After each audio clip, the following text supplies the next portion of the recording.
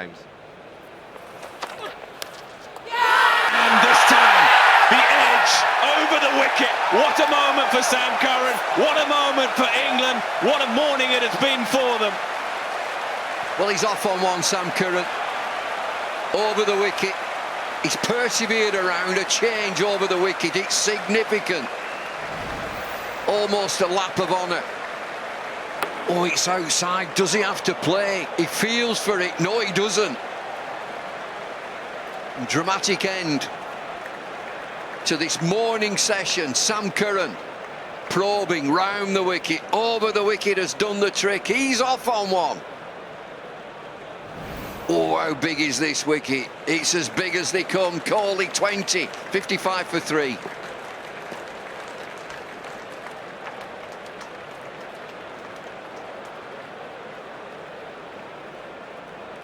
And enter Ajinkya Rahane, he too under a great deal of pressure. What a morning it's been for England, and what a tactical change it was for Sam Curran.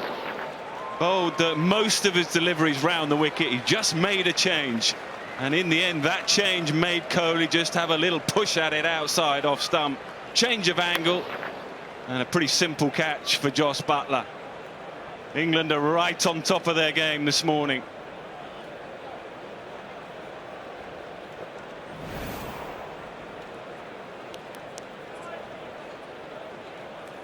Oh, yes.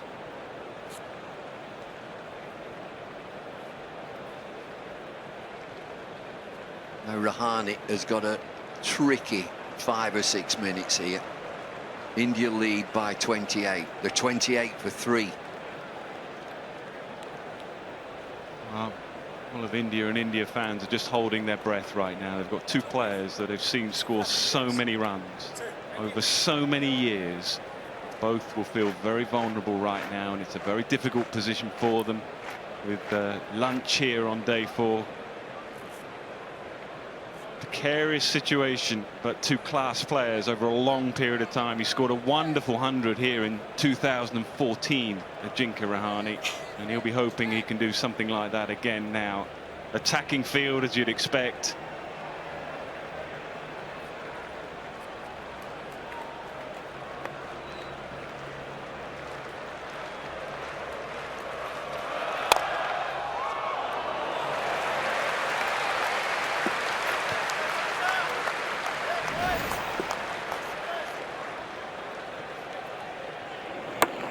Look at that, he doesn't have to play.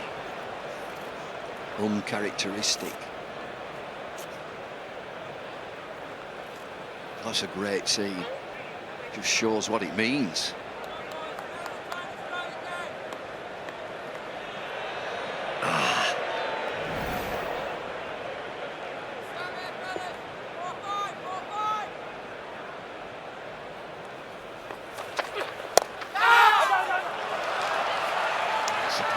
Just a little bit of lateral movement back into those pads. Just looks a little bit more dangerous over the wicket now.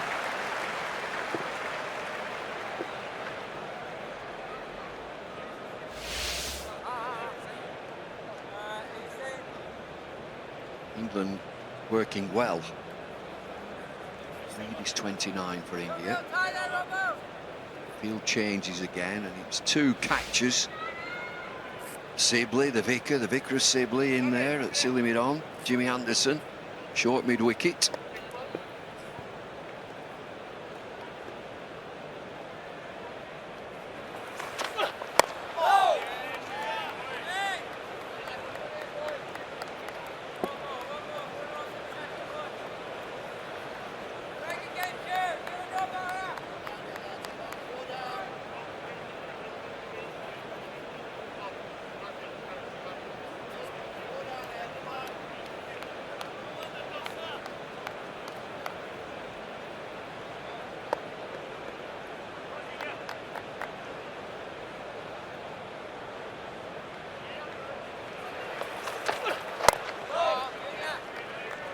Brilliant over.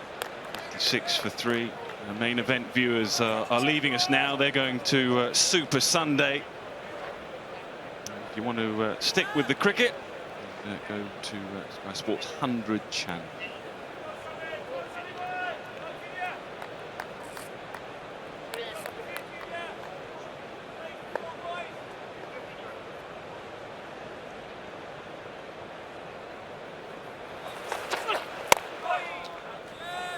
Terrific, excellent stuff from Sam Curran. 56 for 3.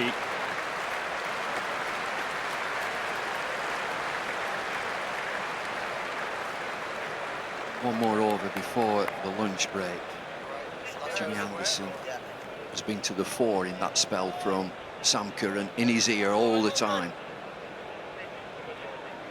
Yeah, we were wondering, debating perhaps whether Moeen might get a bowl, but I think in the game situation and 2 new batsmen at the crease, and Rahane in particular got out in the first innings, batting from the nursery end, just had a little push at one from Jimmy Anderson, so he'll be a little tentative and nervous outside the off stump here to Robinson. That's why there's 3 slips in place.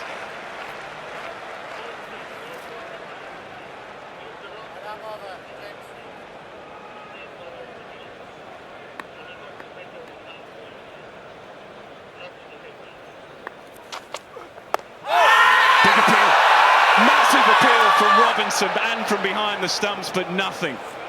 Will they review?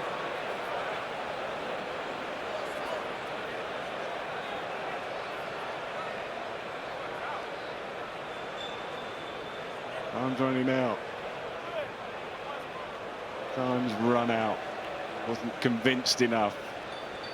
Ollie Robinson was pleading with the umpire.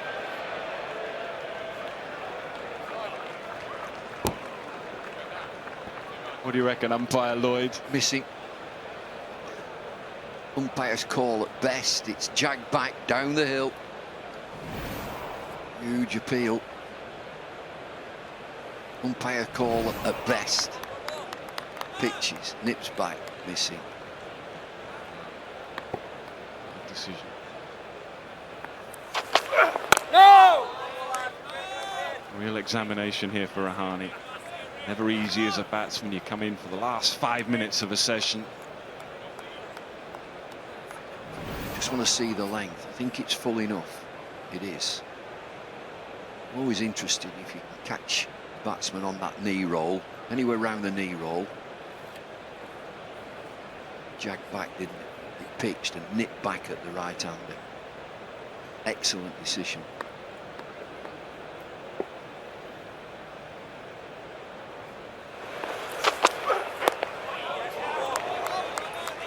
Good change up, good change up. Just get the feeling Rahane's thinking about that off stump line. And, just try and catch him out the back foot.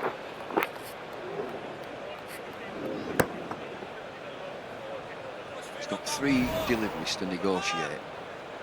I'm looking at square leg. He's coming into a catching position. It's Sibley, that's good. Leg gully, getting closer, getting tighter. He's going to block, he's going to defend.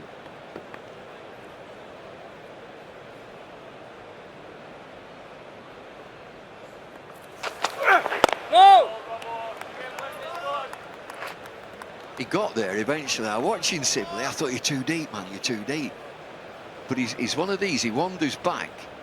Well, it's good as this because he wanders back. He's just having a look at the crowd and seeing who's around.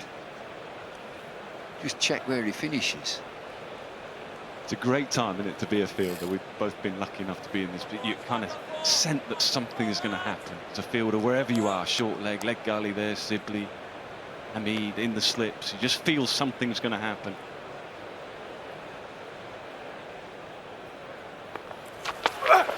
No! It's the line. Played it really nicely, soft hands, always going down. 1 ball to go of the session.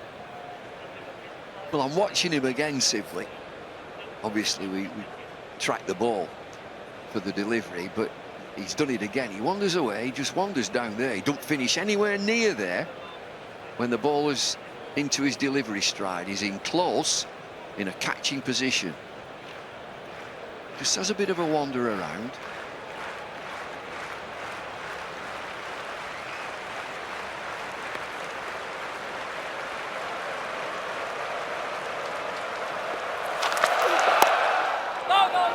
Humble saying make him play, he did exactly that.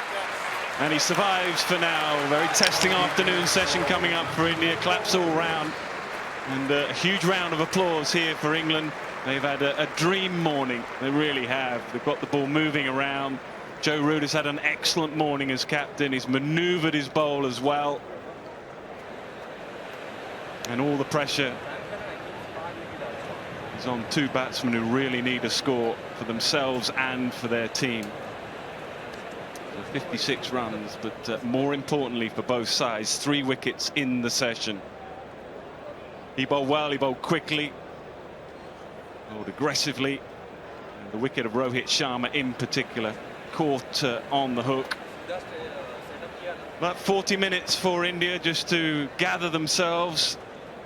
But again in the afternoon session, 2 high-class players at the crease needing to find their best form. So 3 wickets then. Rahul the first, then Rohit Sharma looked fluent at the crease. So did the captain today.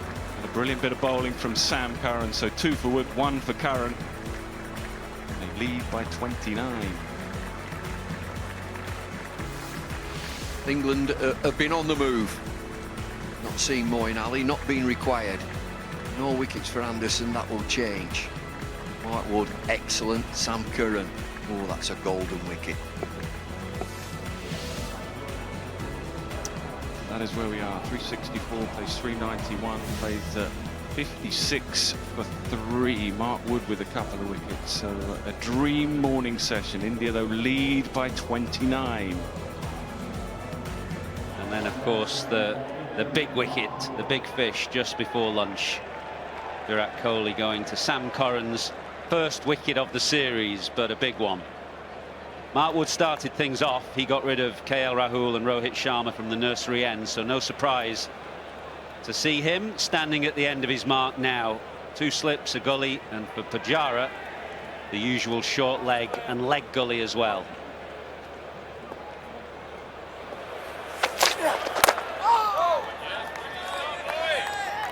Good afternoon, DK. I wonder what the afternoon holds in store for us. Good afternoon, Athers. If the morning session is anything to go by, it's going to be a cracking session. The question is, which way is it going to tilt? Towards England? Or is India going to come back in this game? I didn't expect to be saying this. Is India going to come back in this game? But I think England have played really good cricket. Yeah, well, it's been a turnaround at the end of the first day when India found themselves really well positioned, just 3 down, having put in. Next 2 days, England have clawed themselves back into the game and ahead. Now these 2 experienced players, been very fine players for a long period of time for India, but they could do with some runs. Pujara and Rahane, and then the firecracker Rishabh Pant to follow.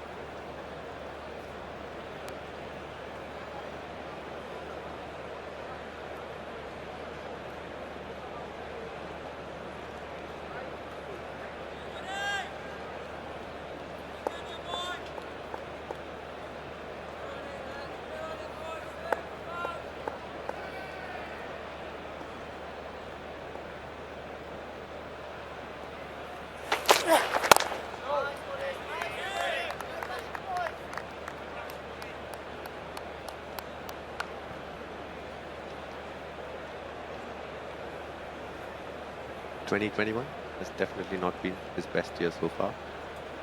He's capable of way better though. For a long time he's been the linchpin around which the others have batted. I just did a piece on third man before lunch, and it's very interesting how his strike rate has come down on the full balls, which he was very good at. Is that because he's worried about the short ball, do you think?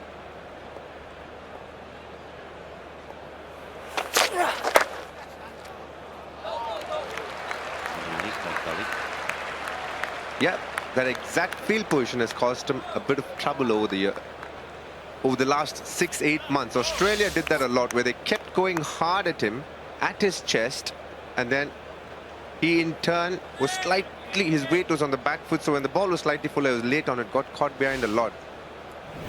And I think that has tampered with his batting a lot. That one field position has given him a lot of trouble. Even this game, just one went past the fielder there. Well, he's closer now than he was. When he first came in, Moeen Ali was just 2 or 3 yards too deep. A bit closer now.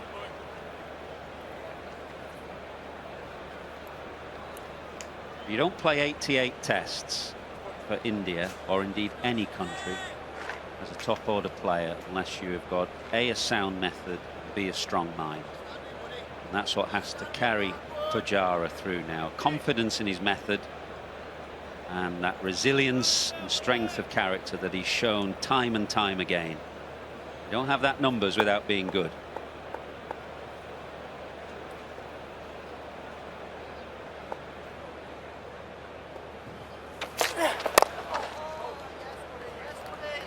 Maiden over to start. 56 for 3.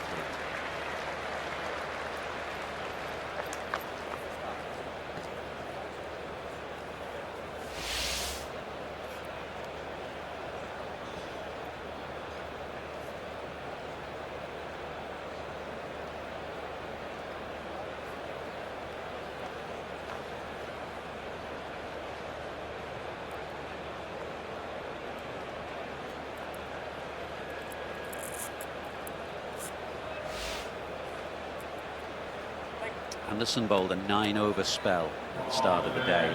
The spell was slightly extended because Kohli came in. I think he bowled 7 overs by the time Kohli came in, so Root clearly wanted to give Anderson a crack at Kohli at the start. It meant that he bowled a long spell, so we'll see how he comes back here after lunch. We got Rahane, of course, in the first innings right at the start of the second day.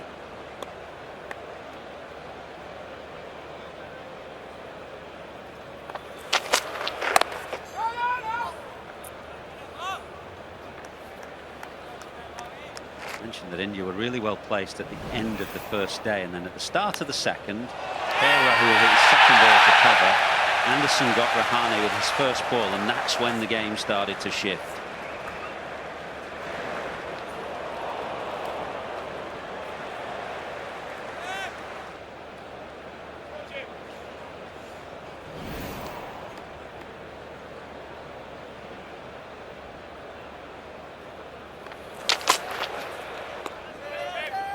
Keep your eye on the running between the wickets between these two. Rahane's looked a bit jumpy in the series so far, and Pujara not the quickest. Rahane is not like that. I think it's just nerves. It's pure nerves. As a batter, a lot of the times when you're nervous, you tend to run sometimes a little out of your skin, if I may say that. I mean, very different. I have not seen Rahane do that, and for me that shows he's under a little bit of pressure and he's a little nervous.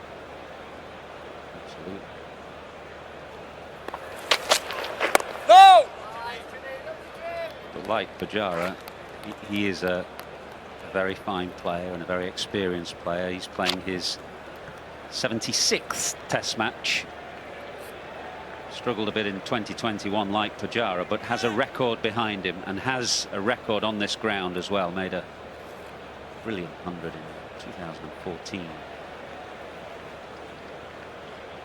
Oh yes, on an absolute green wicket. They lost the toss.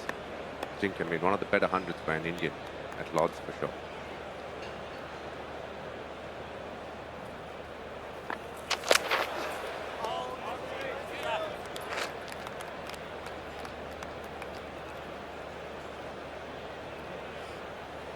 The Indian middle order have been under pressure for some time now, and this is a great opportunity for them to stand up and show how good they are. They need it as well. I think throughout the series, I think it's fair to say up till now, India has consistently dominated on most days, but now England have definitely come back. And that's what happens when we keep talking about the fact that India might be very good, but England are good at home. No, no, no! Well, most Test matches have periods, passages of play where you recognise as a team that you're under the cosh a bit. You have to soak up that pressure, show that grit, resilience, determination we spoke about a moment ago, and try and come through the other side, and eventually that pressure will ease and you can put it back on the opposition then. But for now, India have to soak it up.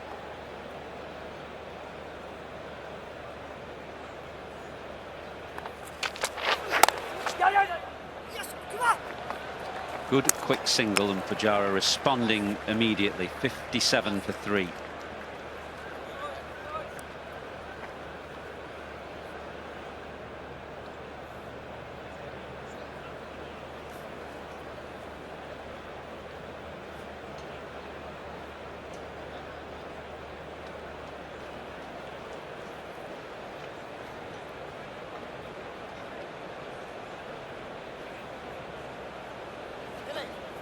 Conversation is there wasn't much swing there for Anderson, so maybe they're talking about giving him a field with more on the leg side, just to allow him to pull a bit straighter with both right-handers. There isn't that swing that Anderson would normally get in early stages of a test match, which is pretty dry. It's still a decent one for batting, just the odd ball that's bounced a little unevenly, but essentially still a decent surface. Pressure though can do funny things.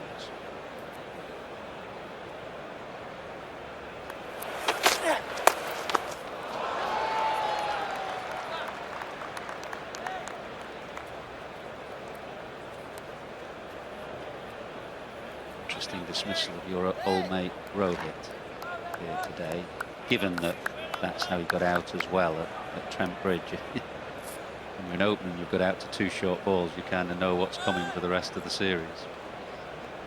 I don't think the fact that they're going to bowl short at him is going to trouble him for sure. That's one of his strengths. But I do believe he'd be sitting inside the dressing room very disappointed, because he knew there was the extra man there. The previous ball, they just pulled Moeen Ali slightly finer and they brought another man in the deep.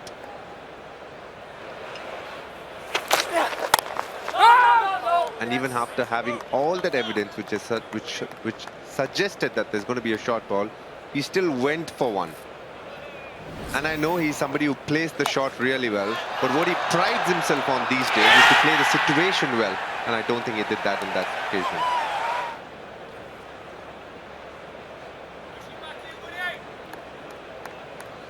Very good catch. Was. Coming low out of the crowd, Moeen Ali rushing forward. Easy to have hard hands when you're coming in at pace. Excellent catch, I thought, from Moeen Ali. Wide on the crease. Trying to get one into the ribs. And also, Athers, if you do see Rohit Sharma's dismissal, something very interesting stood out for me. After he got out, he saw the bottom of his bat. So that tells me that he wasn't trying to keep it down. He backed himself to hit it over the short boundary on the leg side, and he didn't get it off the centre. Point. Just hit Mark Wood for 6, right out of the middle of the bat. It's a little fine, and it's a bit longer into that corner. Good from Pujara and Rahane. Mentioned just to soak up pressure, but you can't just soak up pressure by not scoring. You have to try and turn over the strike, keep things ticking, try and prevent the bowlers from bowling a set of 6 at you. Very good.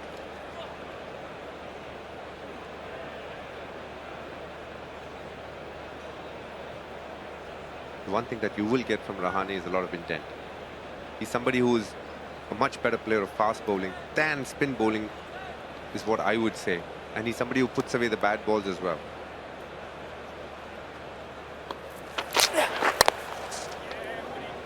That would be presumably why it's quite unusual in the Indian camp of having a stronger record away from home than at home.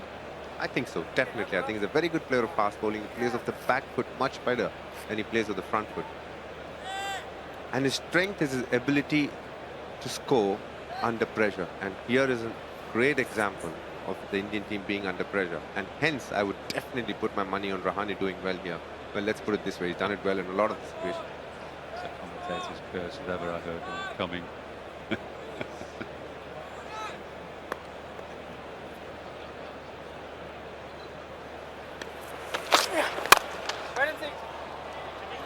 Good stop from Anderson at mid-off, 59 for 3.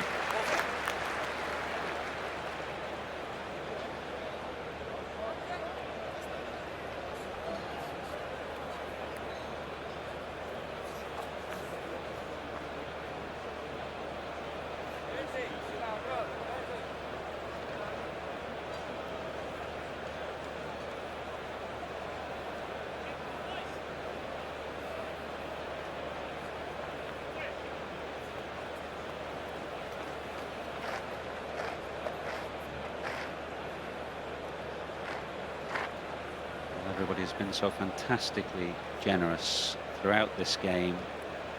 Just a little shy of £850,000 raised for the Ruth Strauss Foundation, and you can keep donating, texting 10, 20 or 30 to 70 60 0. Yeah, yeah. As Pujara gets another quick single into the offside.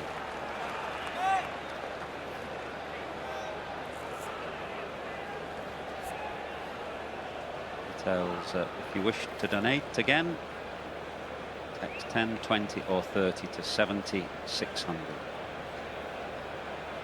Generosity is appreciated.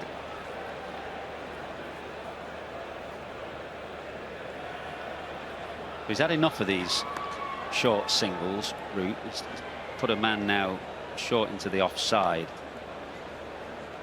And that's the advantage of ticking over the strike. India have taken one close catcher away. So that's just a small triumph.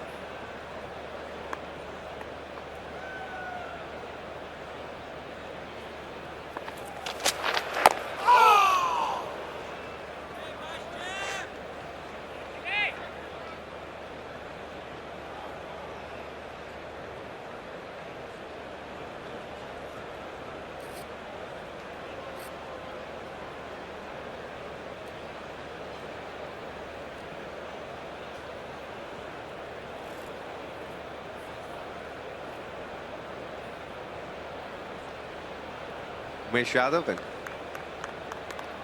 going to have a bowl maybe. Maybe he's had a bowl.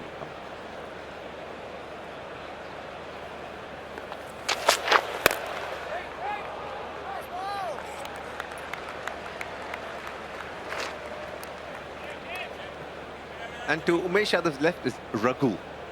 There's something called a sidearm with which the players practice these days. And he is the toughest by far that I have faced. Really? He's short, he's sharp, and he can knock your head out of the place if you're not ready for him. And he's the heartbeat of the team as well outside the field. He does a lot of things for the Indian team. Most loved. He's from Bangalore. Lovely guy. Inside edge, and there is a short leg in, Hamid, but it's just popped up to the offside. So his official role is just to be a sidearm thrower, is he, for the players? And I think there are three, by the way. He's just here to throw balls at the batsmen so that the bowler's workload is slightly lesser.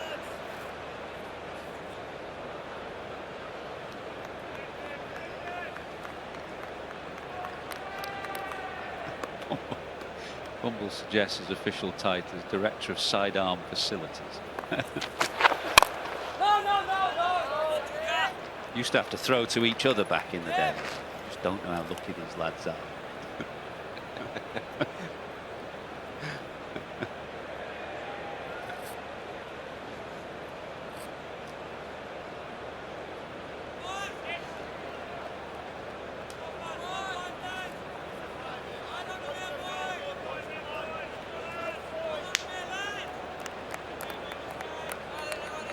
Some people I know the sidearm are very proficient with left and right. Is he the same? Does he do it both ways? 60 for 3. Well, facing him in right is hard enough. I don't think left is an option for him. But no, he just throws with his right and he's very, very sharp. And at times dangerous too for a batter.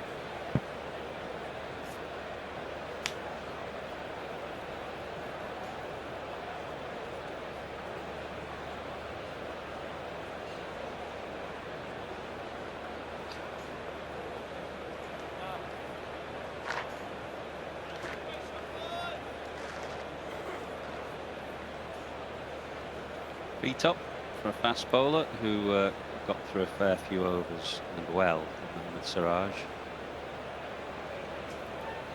Very interesting. He says that when he shushes a batsman after they get out, it's for his haters. I'm like, wow. I want to see how long he keeps that going. Very interesting though.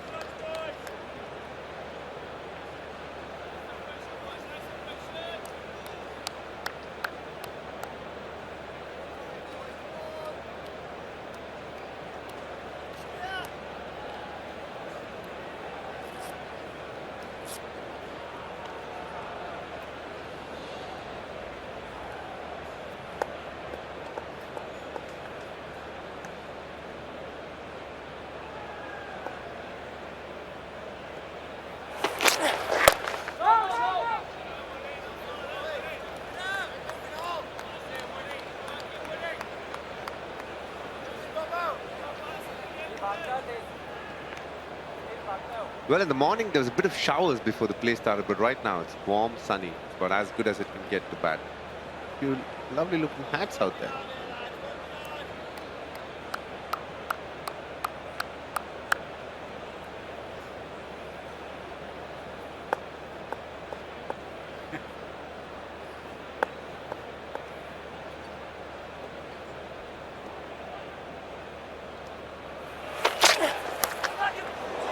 Short of second slip. It was a genuine nick, but he played it quite softly, Pujara, and the edge just fell short of Bairstow.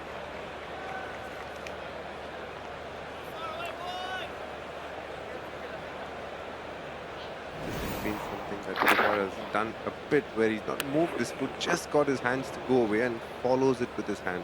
On this occasion, he's a little lucky because A, his hands are soft, and also the fact that there's not much speed in the wicket. On another day, could have easily carried. Very, very similar to a few of his dismissals actually this series.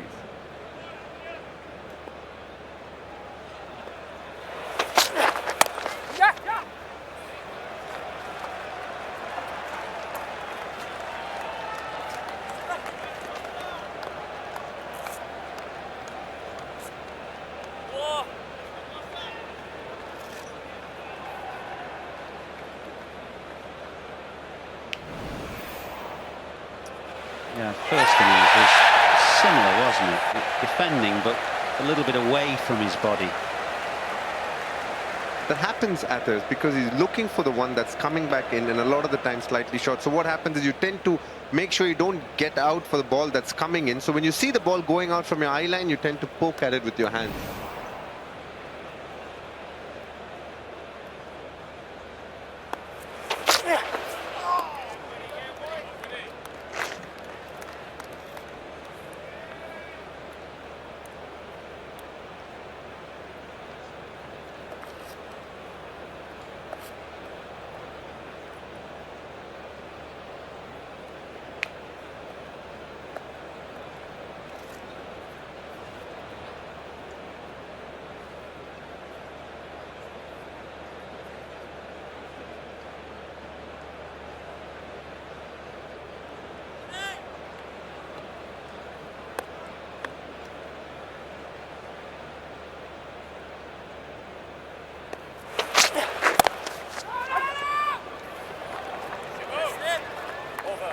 On that occasion, it was a wise call of no from Pujara, 61 for 3.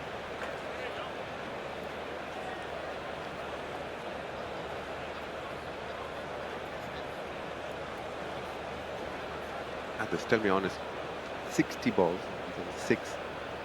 Is that a fair? Is it fair to say that Pujara has actually tried, but they've bowled really well, or is he missed out on a few according to what you've seen so far?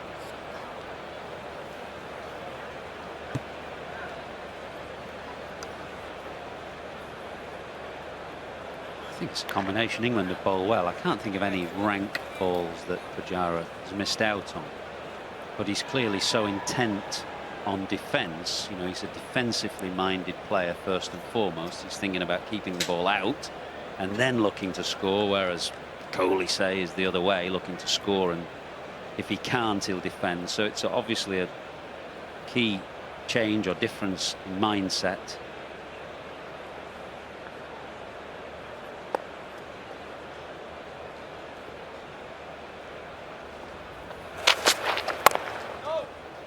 I'm a big fan of Pujara and have been for the longest time now. Even now, I believe an Indian team needs a Pujara because he has the ability to soak up pressure, to play out the good balls. But I think he himself would admit, a couple of years ago to today, he has missed out on the ability to put out those full balls, which he definitely used to in terms of a drive and a flick. He, for some strange reason, isn't putting away those balls, and I feel that's one of the reasons why his strike rate has dropped even further than what it used to be.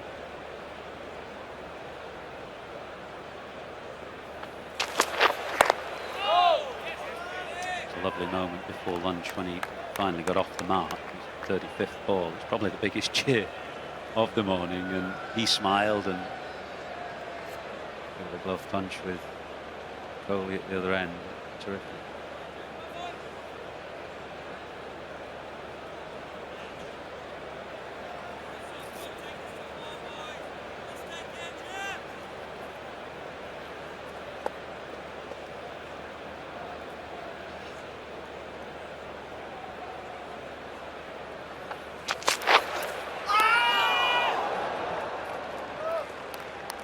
Bit of angle in, nip away, in the sense that Anderson is trying to bowl quite straight with what he calls a wobble seam and a split finger grip.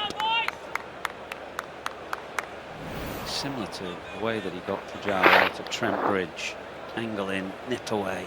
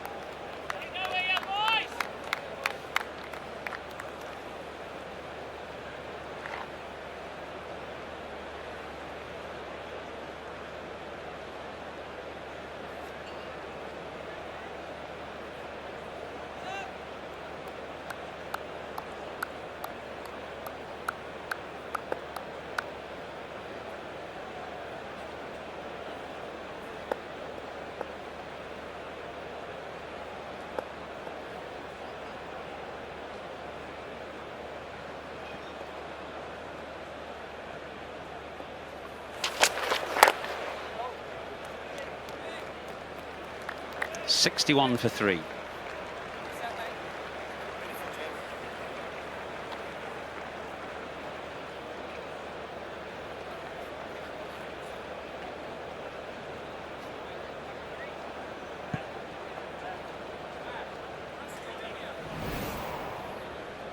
It's very interesting. Rahane has changed where he's standing, so he's trying to stay beside the line in this inning, whereas in the first innings he had covered almost all the way up to off stump. In this you could see you could see almost most of his middle stump as well. So he's standing far more beside the line.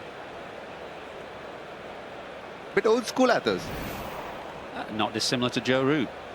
Anybody watching the interview that we did with Joe Root this morning, he was talking about change he's made from going back and across to straight back, opening up the offside, defending beside the ball. It's a slight adjustment that Rahane has made in this innings.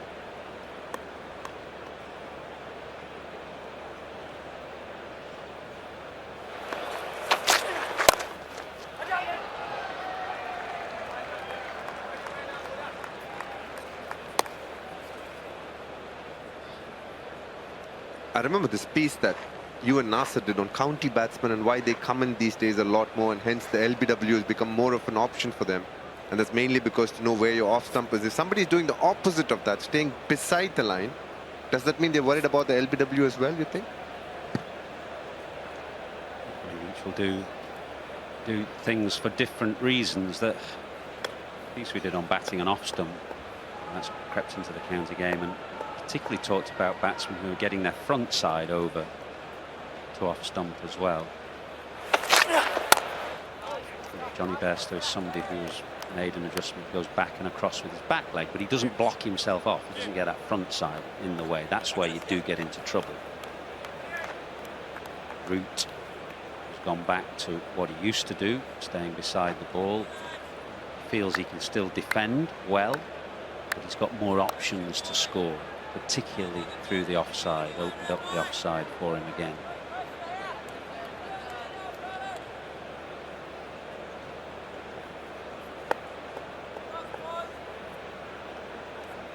Just a long way in front of Root there, following that edge that fell short.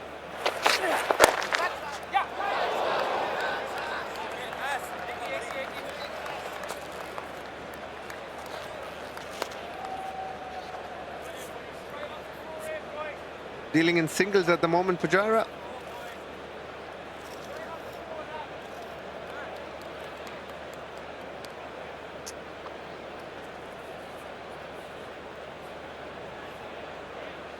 Normally second slip would be level-ish with the keeper, wouldn't it?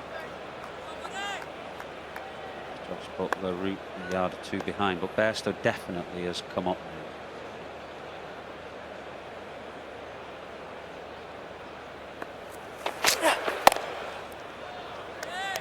Ian Botham used to be like that back in the day, would stand at second slip and really be a long way forward. Somebody just stepped on the ball.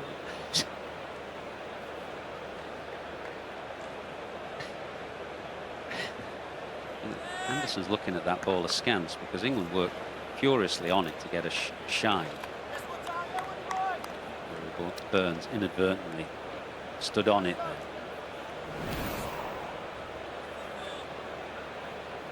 Yeah. Wasn't expecting the side pass then.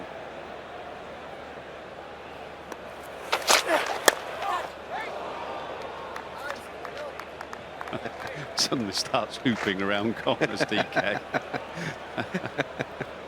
I just heard Nick Knight behind me say, suddenly starts reversing in the next ball. It's a massive in swing.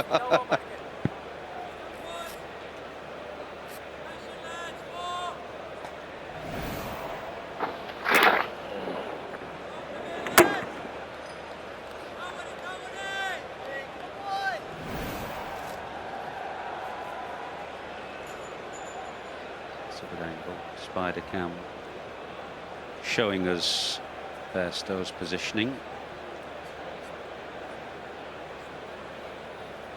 You hope he knows Wood is bowling at about 90 miles per hour. It's courageous, actually.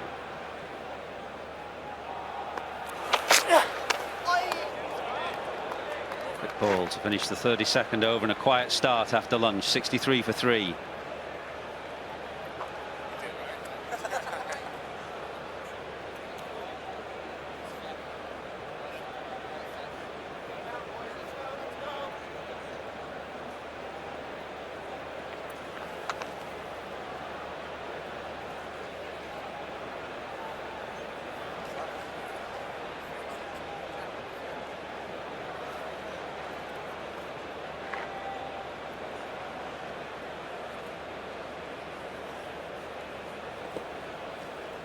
.63 for 3 after 32 overs. Take away 27 runs that England led by it. That is a lead of 36 for India. Pujara and Rahane at the crease, looking to find a way. They haven't been in the best of nick. It's hard to find it out here at Lord's.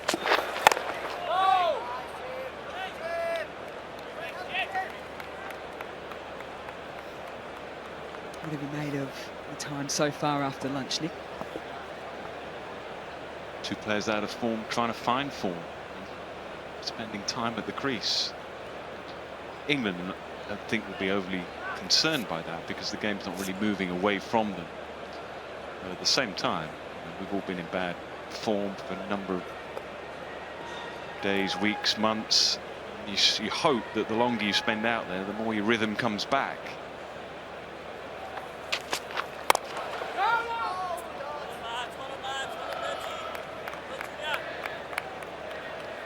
That's probably the difference right there, that delivery between Pujara and KL Rahul in the first test. The second test of Rohit Sharma. I think a decent stride to this ball here.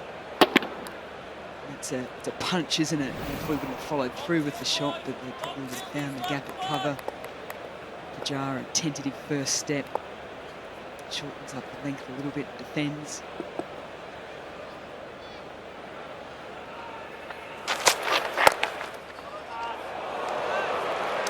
Some quick hands.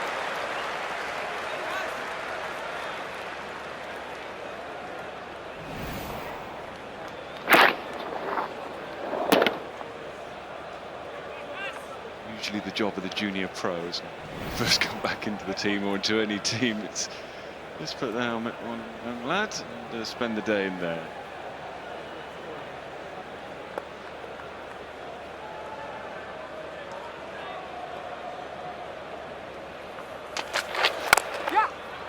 There it is there, a little bit earlier in the over. and defended. Slightly more confident to punch through it on this occasion.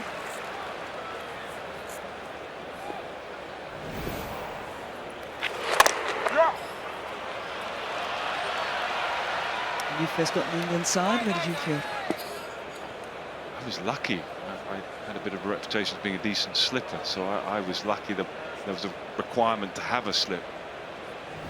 There was a vacancy, should I say, in the slip area, so I went straight in the second slip, managed to stay there. No! With the reverse cut. Yeah. To catch everything with the right hand. When I was catching the two, it was to everything should go into the right hand, the left hand behind, supporting. Just a bit unusual now.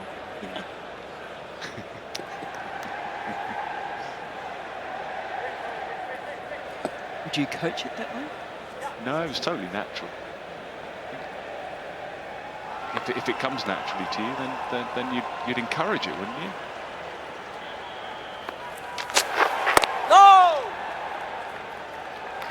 Just a single coming from that Anderson over 64 for 3, and we have Michael Holding at third man. Thank you very much, Mel. We're going to have a little look at Mark Wood, the man that took the first 2 wickets and showing a great deal of pace out there. Have a look at the difference in pace between Mark Wood in 2015 and Mark Wood in 2021. Now, that is a significant difference, moving from 85.2 miles an hour to 89 miles per hour. People may say it's only 4 miles an hour, but at that speed, it's a huge difference. We may look at a few things, though, that could influence that difference. That's Mark Wood 2015. Have a look at him at the height at which he's coming from when he jumps, but also have a look at his body position. Square on in 2015, a lot more side on in 2021. So that means in 2021, being side on, he's able to use a lot more of his body. Not just using his shoulder, but his body, shoulder, everything to help him to propel that ball down the pitch. Very important also that he took a longer run in recent times than then. So it's taking a lot of pressure off his body. We know that he got a lot of injuries early in his career. A slightly longer run, extended run to help him to gain some rhythm instead of charging in. Slightly more side-on action so that his right shoulder, his entire body gets into the action. And I think that we see in the end result here.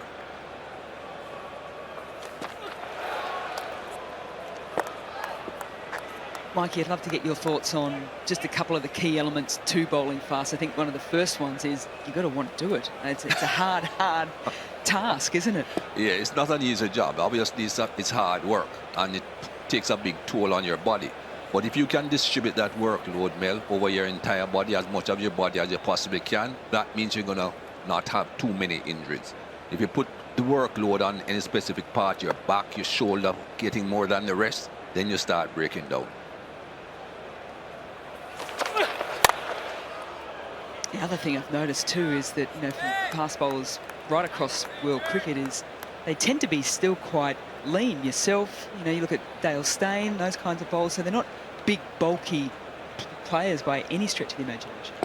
No, I think it's a fallacy that you have to be big and powerful to bowl fast. People used to hear about that. They used to talk about Fred Truman, how strong he was, big, powerful shoulders. Even in the team that I played when initially Andy Roberts was in the team, they said he has strong shoulders. That's fine. Fine to have strong shoulders, but you cannot afford to use just one part of your body or a minimum number of parts of your body to bowl fast.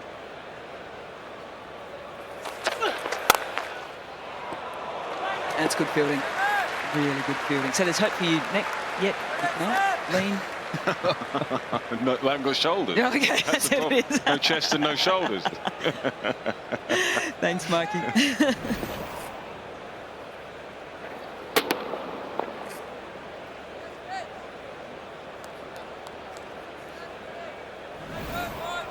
Change in the field too. That's Johnny Bairstow's taken a couple of decent strides forward, so he's got the helmet on.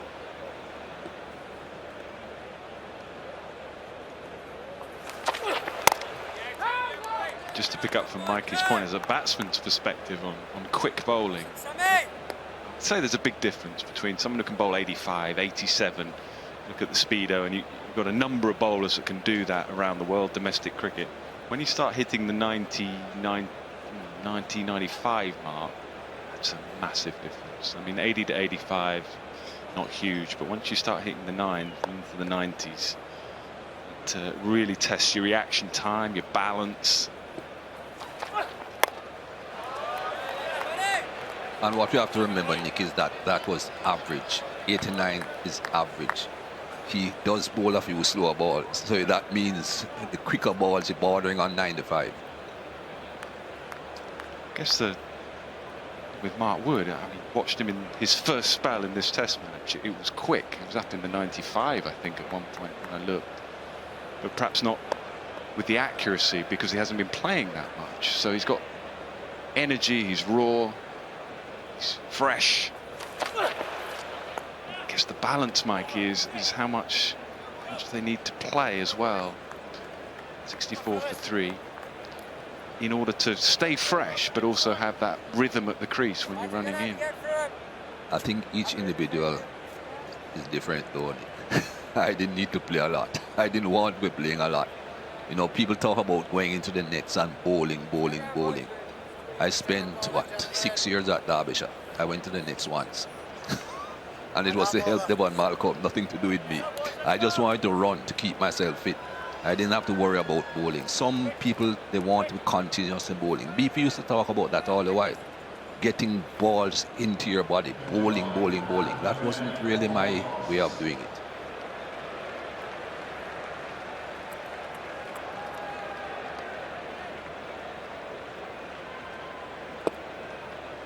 Ollie Robinson back into the attack, number 16 so far off his 6 overs. Coming in from what we would say is his favoured end. He's had a lot of success for Sussex from the pavilion end. Can he do the same for England?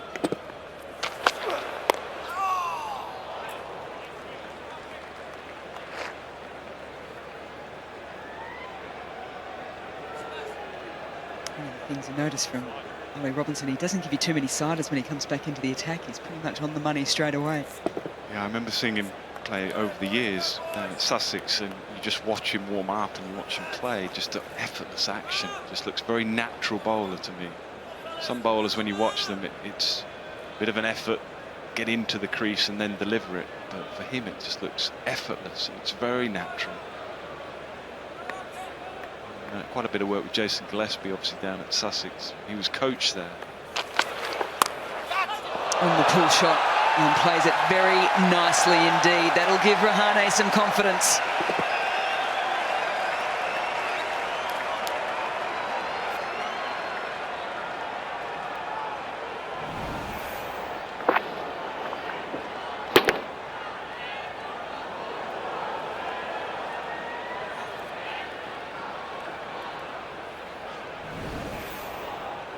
Bairstow once again with the helmet on. He's a good 2 strides forward of where typically he'd stand at second slip.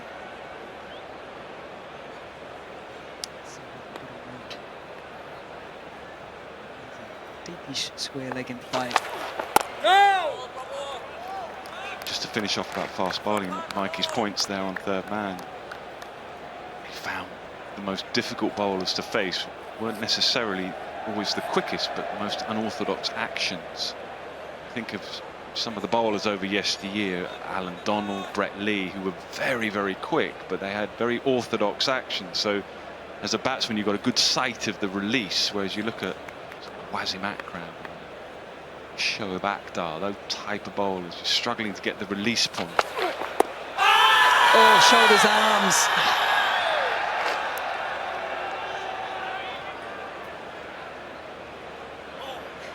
Joe Wood has a quick look around.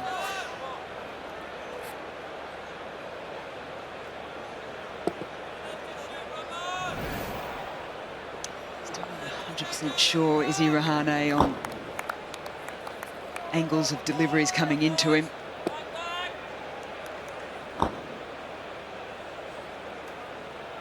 He's on top of the stumps.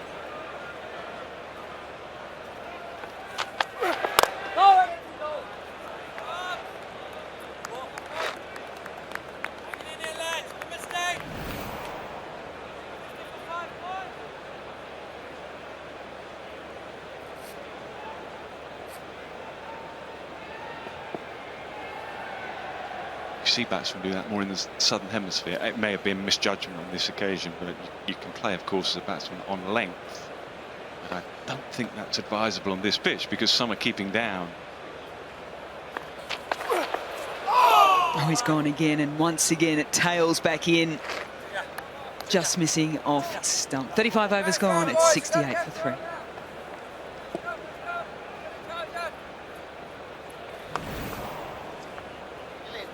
Feels as if he's tempting fate here a little bit, Ollie Robinson, with cross seam.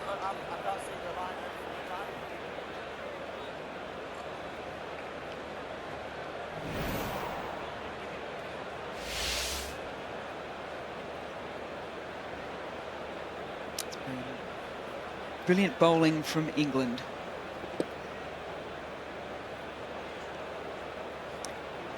Mark Wood got thrown the ball reasonably early in the bowling innings for England and came back with the goods. Rahul and Sharma. Those two had been averaging 85 coming into this innings.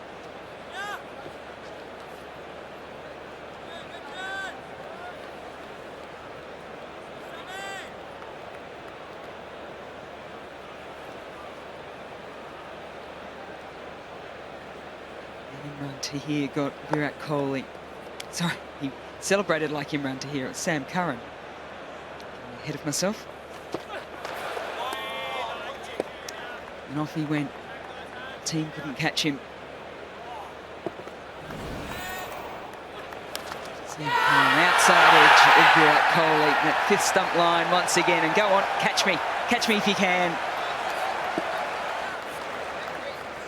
Yeah, if you look at that in isolation there, you think, oh, he didn't need to play at it. Why did he play at it? Such a great player. But actually a ball before, or a couple of balls before, he got wrapped on the pads. The ball coming back into him. Absolute job.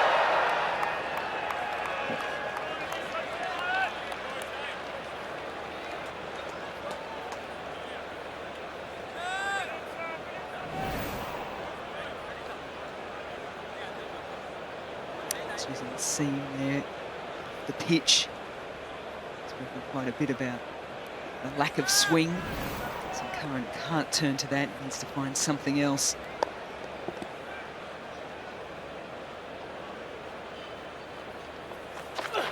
Yeah, I was just saying, a couple of balls before the dismissal, Sam Curran only just gone back over the wicket, been essentially round the wicket, but that happened there. So it just angled slightly back in off the pitch. And then that. And that's why Kohli played at it, because he was even the great Virat Kohli was uncertain as to whether that was going to come back into the pads or hold its line. In the end, it was brilliant bowling from Sam Curran. It did hold the line. That's why he had a little push at it. So as I say, if you look at that dismissal in isolation, you think, oh, I didn't need to play at it. But that's why he played at it, I suspect.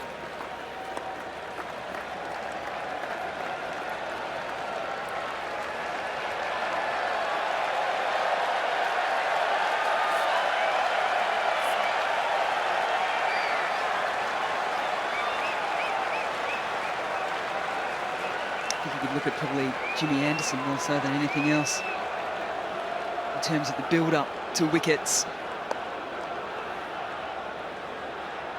He's an absolute master at it. One of the reasons why he's up on the honours board so many times here at Lord's for England.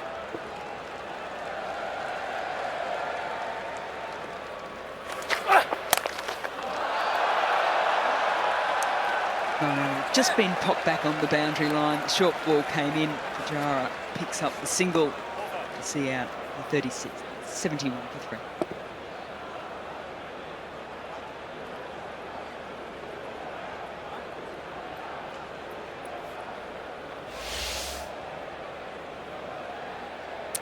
Two to Wood, 1 to Curran.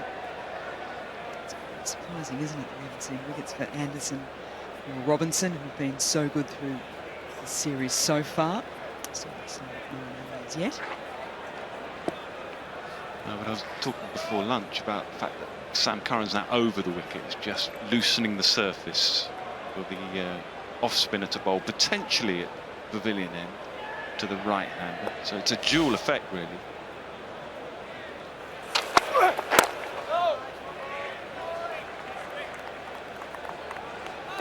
Nick, you're talking about the setup of Virat Kohli in the time that you've been watching, particularly England bowlers, I guess. I'd like to get your take on who are the best bowlers in terms of setting up batters.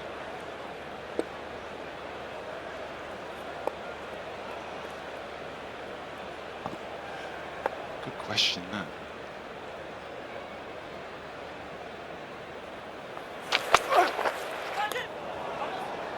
Well, I played a little bit against Jimmy Anderson in the early days. Jimmy was a bit raw in those days. Had a lot of pace, actually. When he first started, he had some serious pace. He was up at around, excuse me, the late 80s, early 90s. I mean, obviously, since then, he's developed the control that he's got now. But I guess really swing bowlers, isn't it, that can push you across the crease, and that's what he does so well. To left-handers, pushing you across with the away swinger and then setting you up in front. Darren Gough was very good at that. Very, very good at that.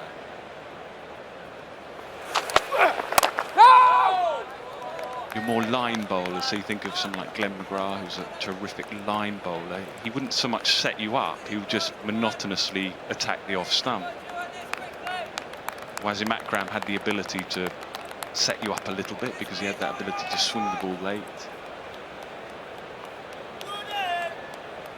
Of the spinners, Shane Warne was terrific. His variety, again, he would drag you across the crease and then the flipper would be bang straight in front.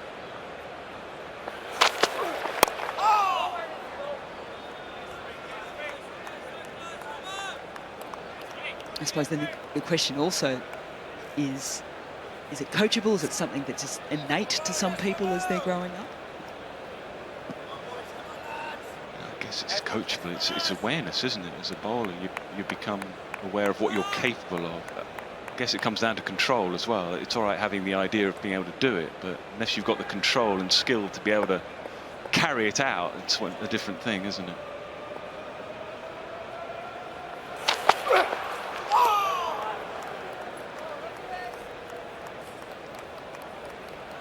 You almost get the sense at the moment that Lee Robinson is building up to something here against Pujara.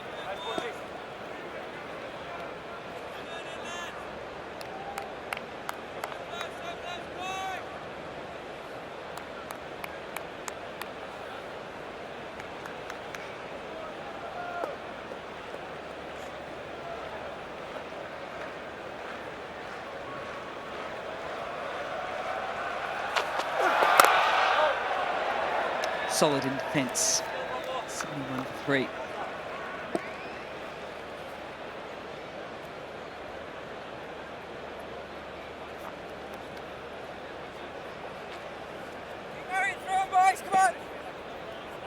Just the start of this partnership in terms of runs, 16, but they've been there together a little while now. Pujara and Rahane, combination of 83 deliveries.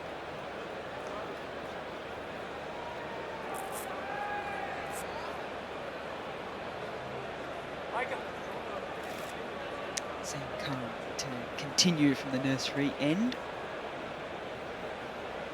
Moeen Ali's now back up at a regular mid-wicket.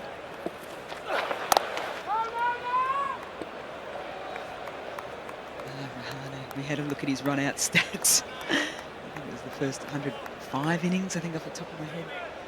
Hadn't been involved in run-out, didn't get run-out at all in the last couple of years. And sneaking into his game a little bit. Pressure though, isn't it? Go for singles that are perhaps not there. Run-outs often occur in certainly the longer form of the game when the team is just under a bit of pressure.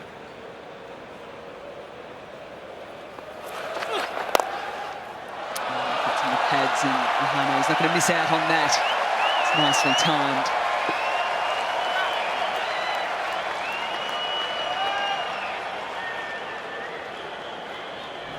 Well, it's what he's done well. He has been becalmed a little bit because of the match situation and his own form, but he's not going to miss out on a real gift.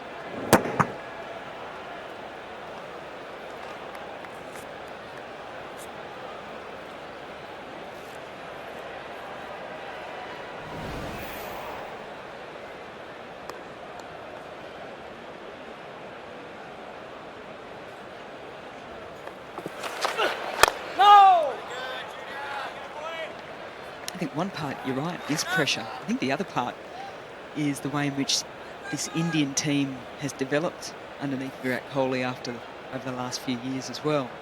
And there is an intensity about that he's brought to this team in the field, the fitness, all those sorts of things. And I think it's certainly come into the running between wickets. There's a want to sort of impose themselves against the opposition. You can certainly do that with singles and turning ones into twos. As we see deep square coming back into play as Curran comes around the wicket.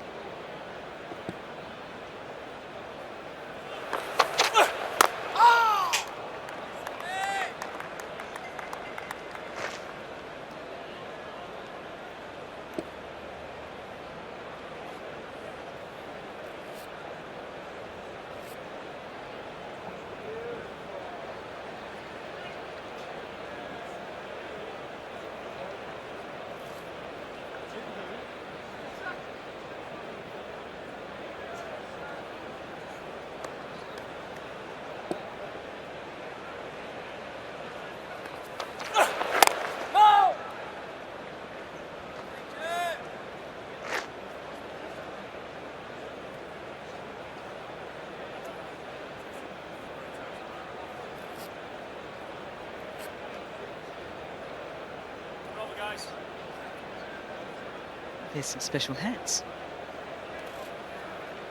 Need to borrow one of those for the Glenn McGrath test in Sydney, the upcoming Ashes. I'll grab one for you, Nighty. Go! 75 for 3.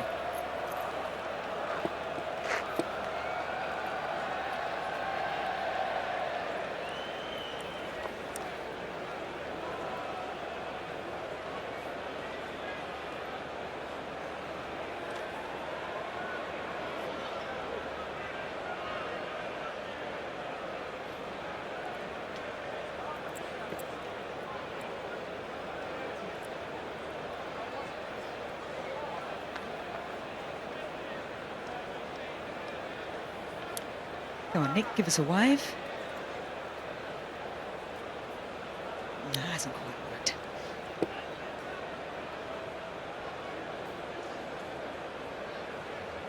Short leg, short backward square.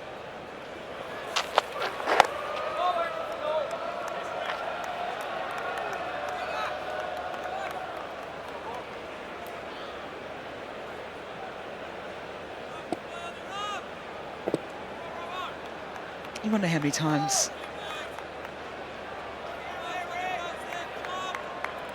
players practice fielding in positions that they never really fielded in before. But Sibley started in the slips chord and he's now at a short backward square.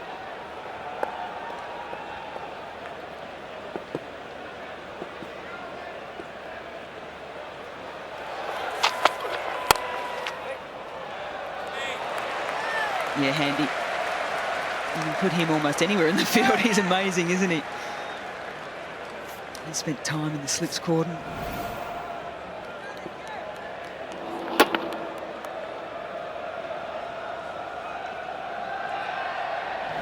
One of the days of the opening quick, just hiding down at fine leg.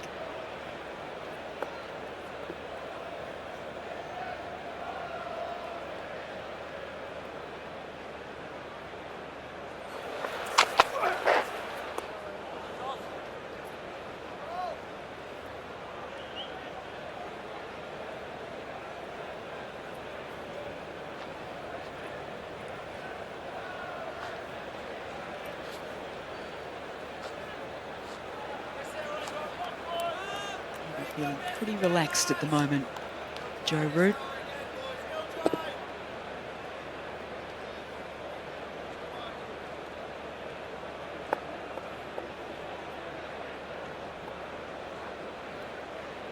It's a little bit of Mark Wood soon, I think.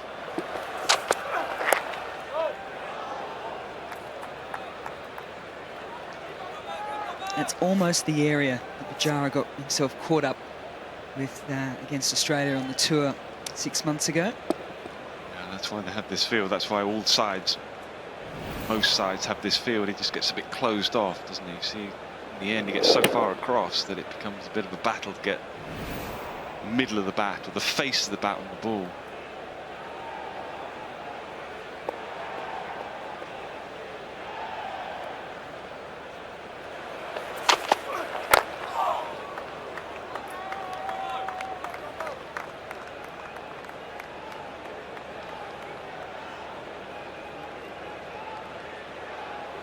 Tricky one to try and work on too, isn't it? Because when you get in the nets and you need bowlers to bowl at you there or get the bowling machine on it, it's at the body all the time. You'd much prefer to have an issue flirting at something outside off stump, wouldn't you? That is the problem with it. I think because he's been aware of that, he's now become a little bit more vulnerable to the straight. But that's Pat Cummins was very good bowling in that recent series. That sort of fourth stump, off stump line, a few problems there.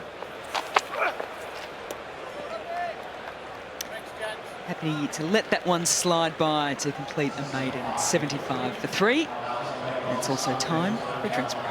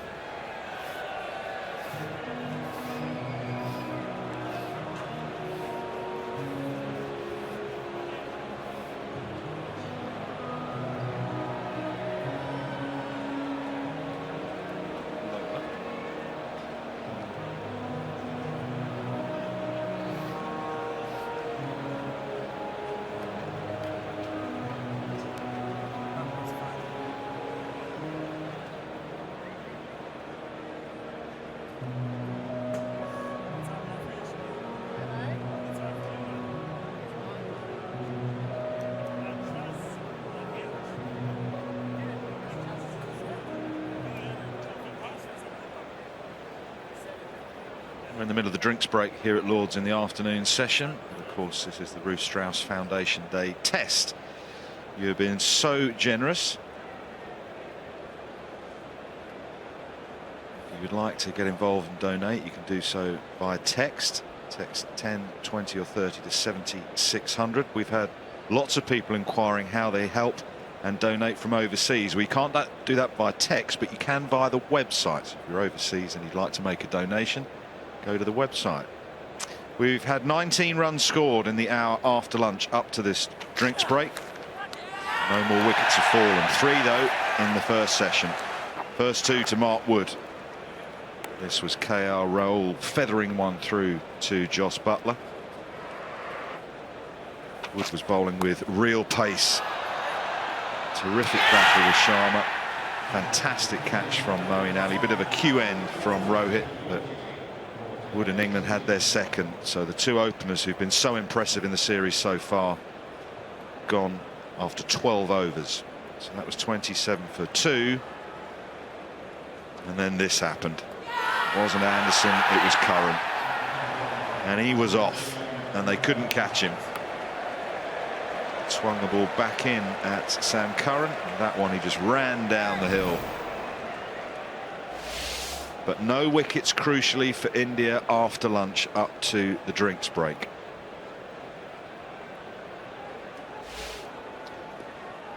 First view of Moeen Ali with the ball in hand to bowl.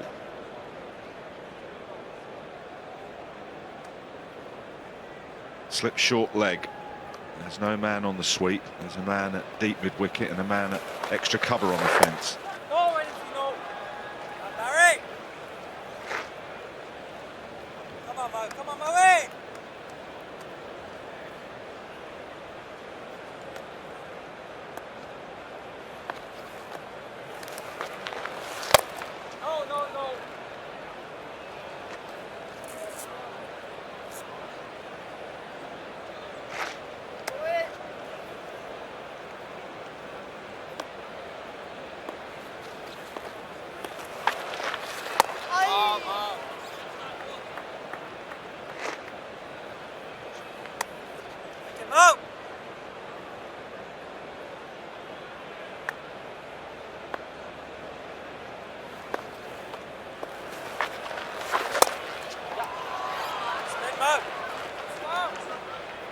see some turn for Moeen Ali. You can't imagine it will be quick turn unless it comes out of one of the footholes, and there's not much of that outside the right-hander's off stump. Slow turn up the slope.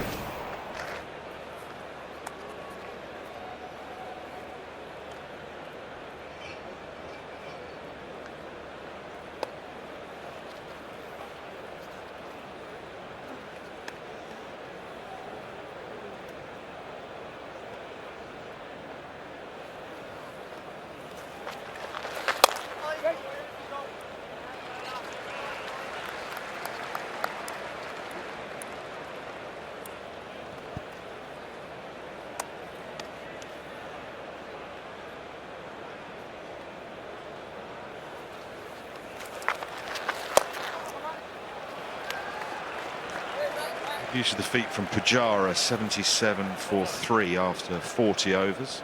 Some fantastic auction items we should mention, Bumble, shouldn't we, for the Bruce Strauss Foundation? Loads of stuff. There's an evening at the Opera with Shane Warne. It's a batting masterclass with Phil Tufnell. And a deodorant testing event with Michael Atherton.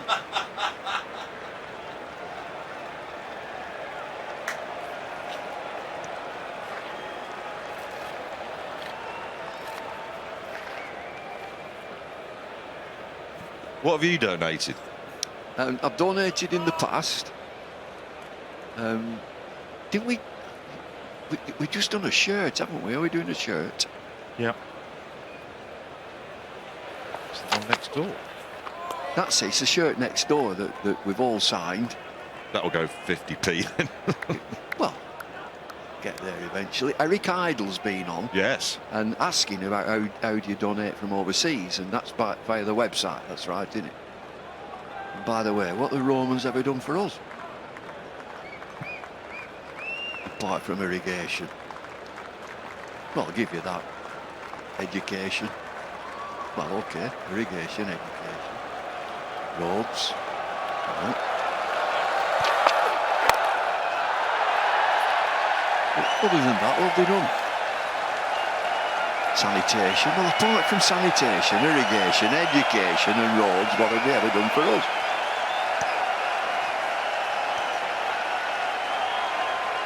Pujara has faced 100 deliveries in his innings of 12. That's what the crowd are getting into.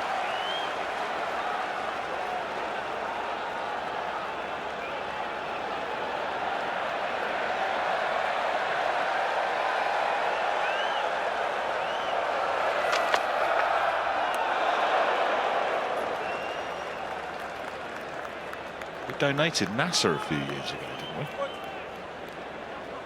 That was for the dinner, wasn't it? Dinner with or without Nasser Hussain. Well, you're all doing brilliantly. The ground's full again. Fabulous sign. Fabulous donations for the Ruth Strauss Foundation. And we're still going.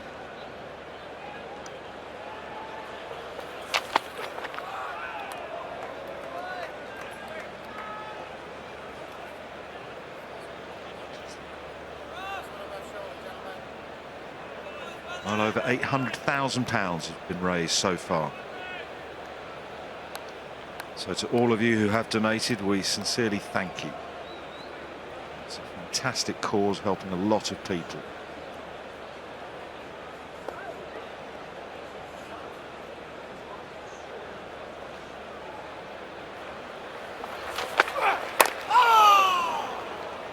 Just spotted this. Nets and Tommy Banks Michelin-starred lunch with Strauss, Sangakkara, Goff, and at the home of cricket here.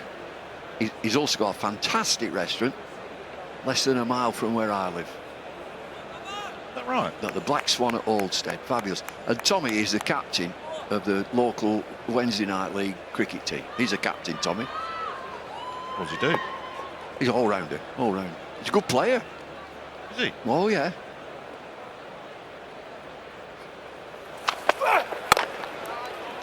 $77 for 3. Nice ground. Newburgh Priory, as good as it sounds. Pitch is a bit iffy. right next to the pond or a lake. Beautiful, absolutely gorgeous. A few balls going to the lake. Of course, and no changing rooms. Everybody turns up changed. You get out your car and you change. You've got your kit on and everything. And it's a 20 over max, but sometimes if it's a bit cold and wet, they won't make it 15.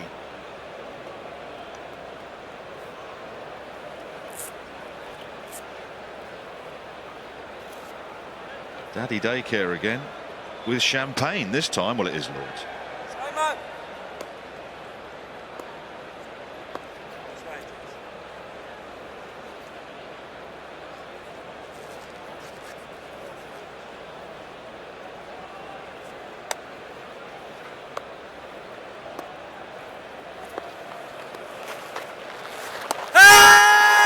Well, Butler and Root went up straight away. There was absolutely nothing from Moeen Ali.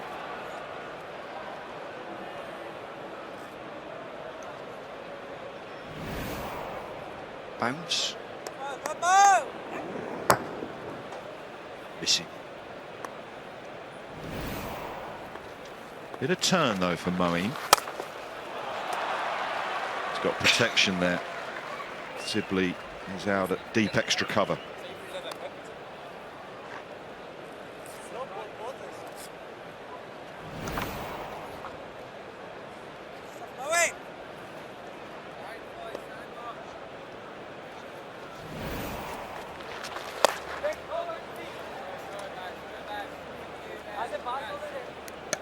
Just starting to spin. Just a bit.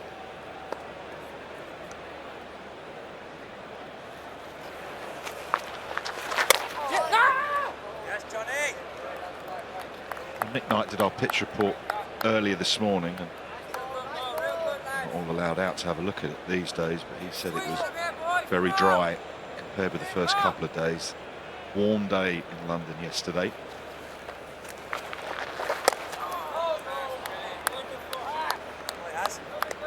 You know they all turn up for this cricket in their wines. Does that mean they go for a beer afterwards in their wine? Absolutely.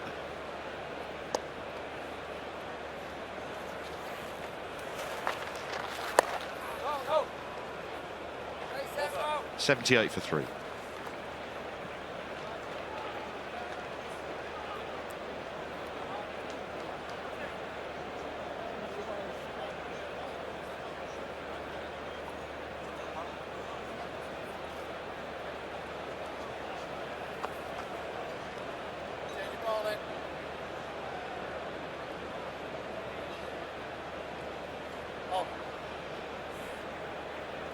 Over, gentlemen. Change the ball in.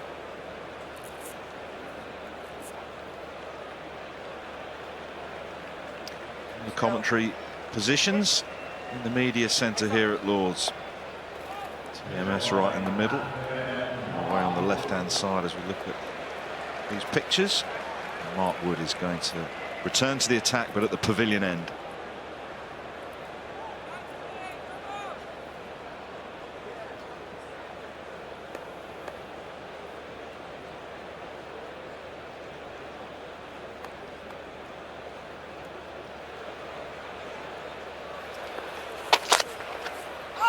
Oh, big whoosh.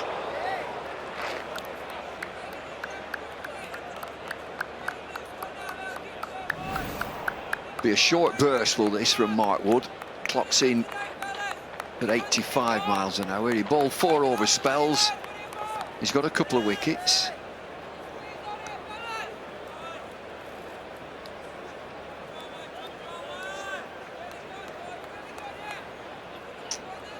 Well, Joe Root is just rallying the troops. No wickets in the first hour of this session. They've had a chat at drinks. As Bumble said, Wood is back for a short spell. Root wants to up things a bit.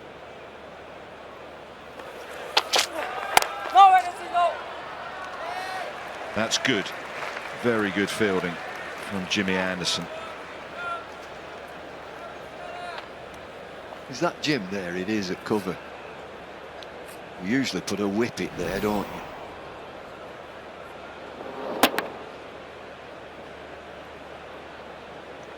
Talking of whippets, we're at Leeds next Next test. I'm looking to borrow a wicket for the next test match. If somebody's got a wicket up near Leeds that I can borrow just for a day, I'm going to film.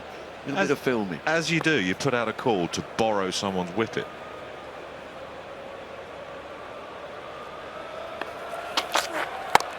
No!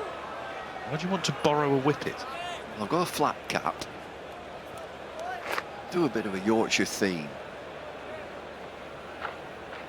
So you definitely need a wicket and a flat cap. Well, I've got the flat cap. I'll just borrow a wicket for an hour.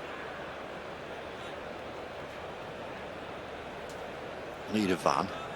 Get a van. DK's got a van. He drove to Durham in a van. Fish and chips, sort that out. A full English breakfast with a pint of builder's tea. You can get that outside the ground, can't you? Yeah. A cheerful disposition.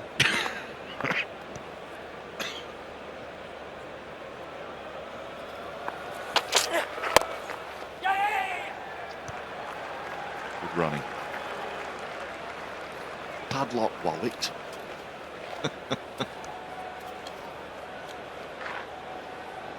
You can borrow 90s then.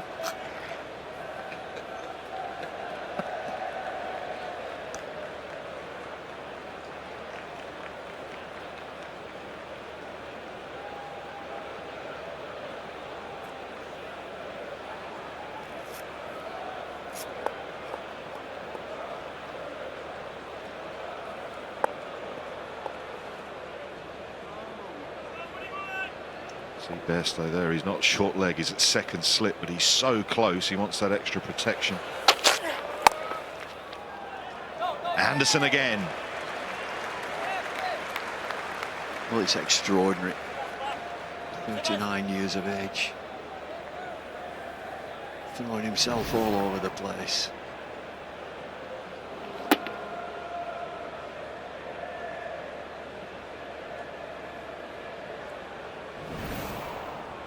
Two Yorkies there, look. Hey up, hey up.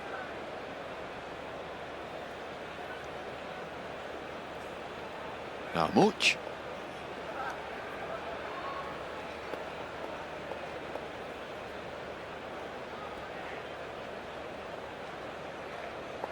Real change, Sibley's back on the hook. Oh, and he goes for the Yorker. That's very well bowled and played by Pujara. 79 for 3. He's racked it up there. That last delivery, 90 miles an hour, started at 85, progressively quicker. It'll be about 4 overs. Ooh.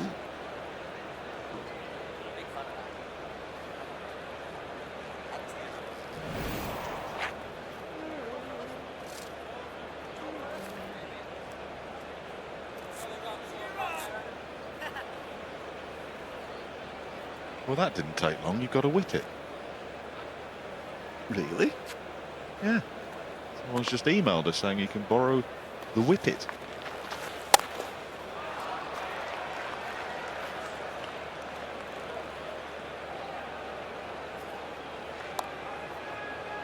Ron has offered his wicket called Lady. Ron? Ron, he's the owner. Oh, Bron, I do apologise, I misheard.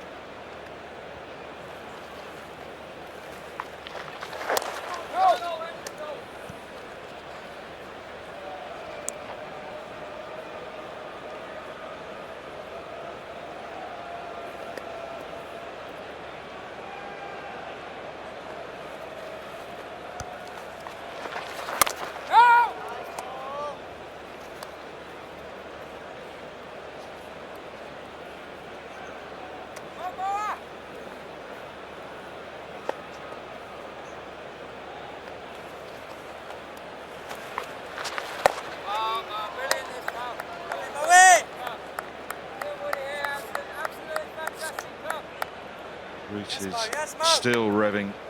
The fielder's up. Senior man Butler doing the same. They've got the squeeze on.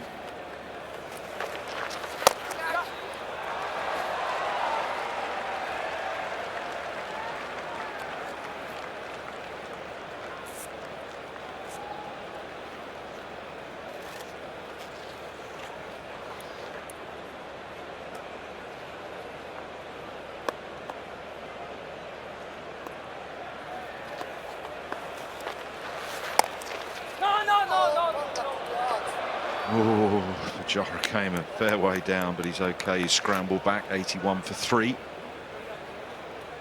His lead is 54, but they're going nowhere. Talk about controlling the game, and the run rate is 1.84 runs per over, so England probing away. It's a good pairing, is this? It'll just be a 4-over burst from Mark Wood, but he'll give it everything. You won't be surprised.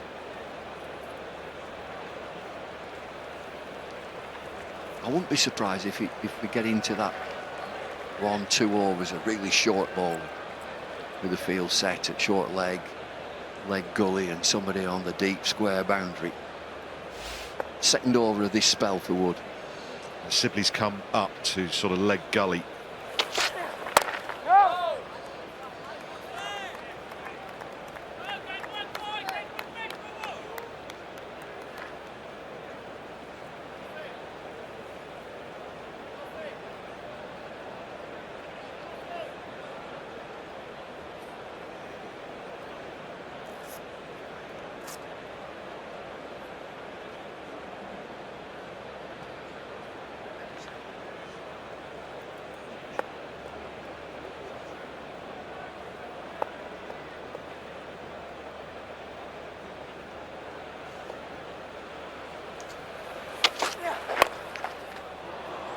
Oh, Sibley does well, really well, moving away swiftly to his left. This is good fielding. That from Sibley, 2 from Anderson, keeping the pressure on. I'm interested in Sibley at that leg gully position. He starts really deep and then walks in. He walks into position and then he's static in a catching position.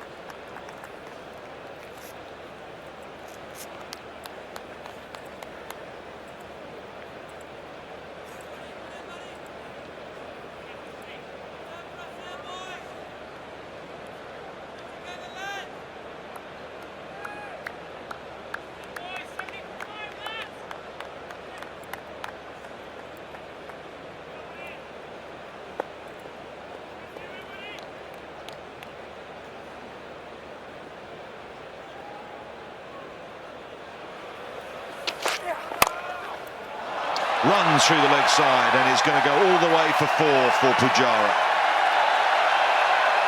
Well, something to cheer for the Indian supporters.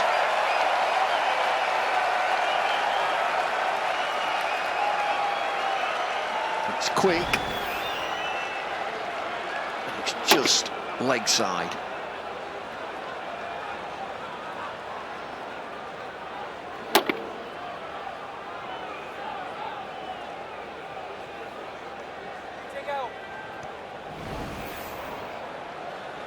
Pacey delivery, 90 miles an hour. The previous one, 94. Sibley back on the hook again.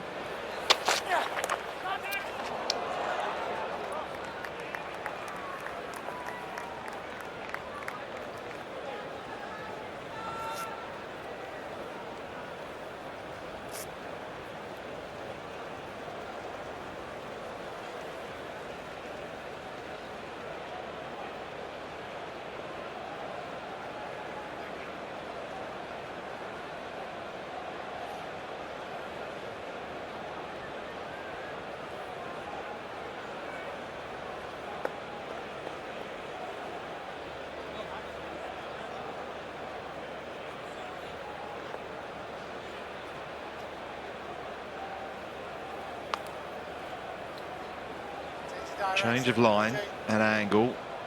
Mark Wood is round the wicket. Anderson has come across from extra cover to gully. Sibley's, well, in front of square in the deep.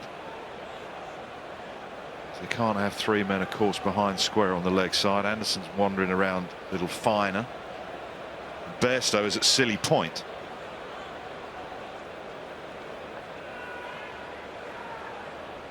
So Pujara will adjust his guard, perhaps open up his stance just a little bit. Is it the double bluff? Safely in behind it. 85 for 3. Mikey. Thank you, Wardy. I'm just going to show something in regards to the pitch. People are always talking about the pace of the pitch and if it slows down at all. Well, we're taking the quickest of them all, Mark Wood. And red is day one. He releases the ball at 88 miles per hour. The orange or green, depending on whether you're a BP or otherwise, is day 4 at 88 miles per hour. And you can see the difference by the time the ball gets to the batsman. Day 1, it comes off the pitch. It gets to him at 75.2 miles per hour. It has slowed down naturally because it has to slow down. But day 4, it slows down so much that it only gets to him at 72 miles per hour from the same release speed.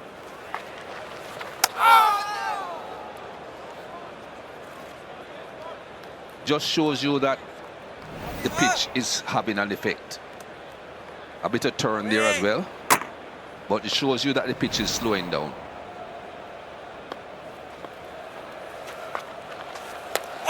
Oh, that has turned.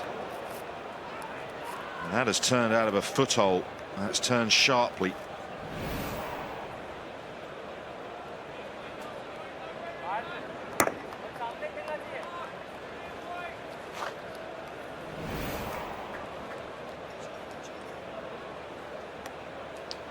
There's been some traffic in that area from the bowlers' follow through.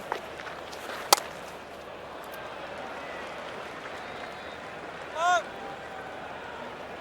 couple of deliveries ago, it took a piece out of the pitch, but it's a foothold.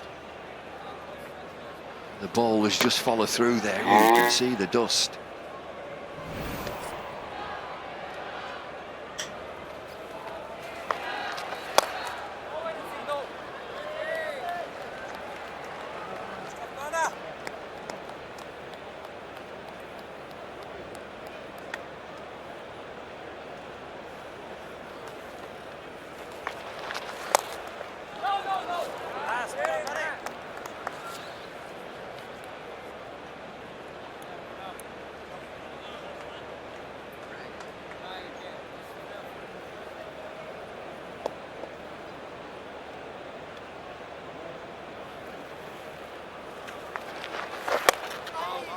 Good over from Moeen Ali. 86 for 3.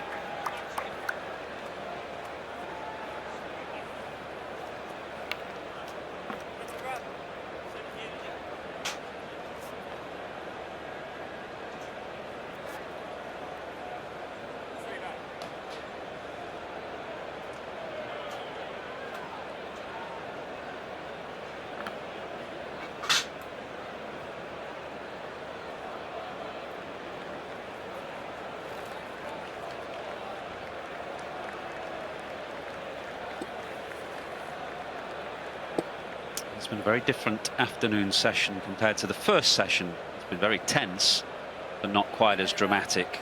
30 runs have gone, 21 overs have been bowled. England desperate to break this stubborn partnership that is worth 31 now between Pujara and Rahane. It's two experienced players who are under a little bit of scrutiny and pressure, doing their best to dig India out a bit of a hole. Pace and spin, pace at one end, Mark Wood, and some effective looking spin so far from Moeen Ali.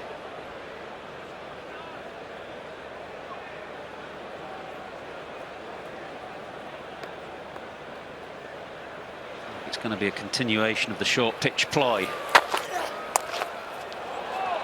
Around the wicket and field set square, both couple in there, one catching, one saving one, and 2 men out on the hook. Mark Wood coming round the wicket, Andrew, will also create a bit more traffic down there for Moeen Ali. Yeah, it will, and Moeen Ali has just started to get the odd one turning out of those footholes. So, as you say, a kind of double-edged plan from England's point of view.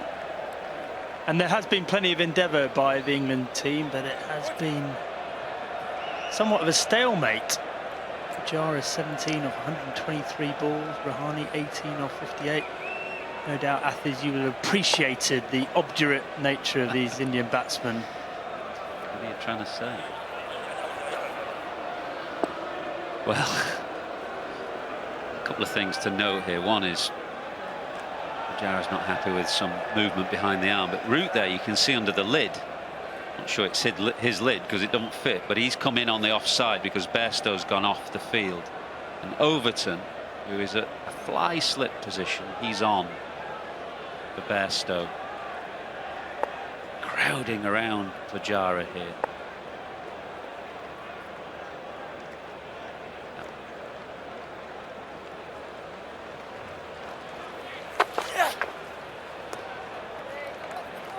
Similar to how Siraj bowled for India just before the second new ball when he got Bairstow out. Spider-Cam giving us an excellent aerial view of the field that Root has set. Fly slip in there on the right. There it is.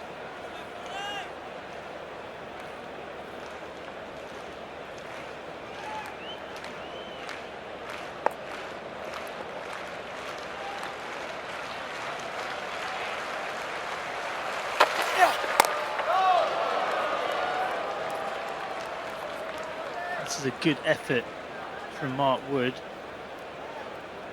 Up around 92, 93 miles an hour, and he's into his 12th over now, so digging deep for his captain and his team. Shows the value England's attack today of the variety, though, doesn't it? Because Robinson and Anderson were the most effective in the first innings. Anderson with 5, Robinson a couple. And as conditions dry, you get less swing, the pace, the left arm angle from Curran, bit of spin from Moeen Ali. Glove past the diving Butler, didn't carry anyway. Overton just hoovers up.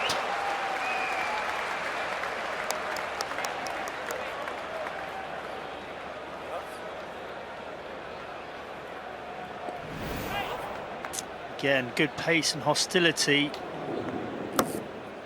Pujara uncomfortable right in that awkward spot in front of his ribs. The problem is there's not quite enough pace and bounce, is there? So he can ride that reasonably comfortably.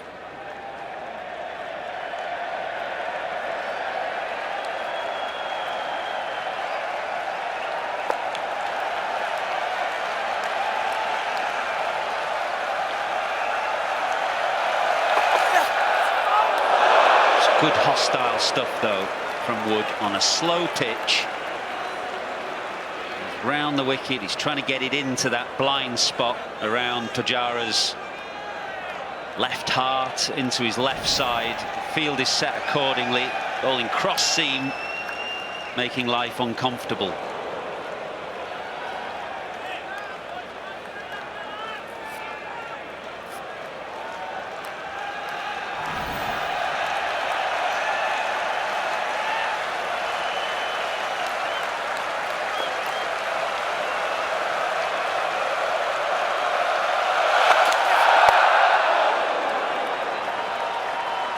Pujara survives, 89 for 3.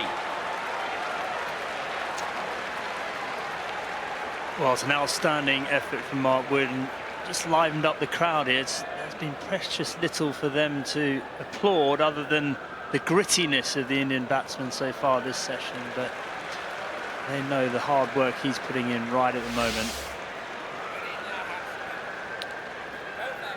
There we go, partnership at 34 from 143.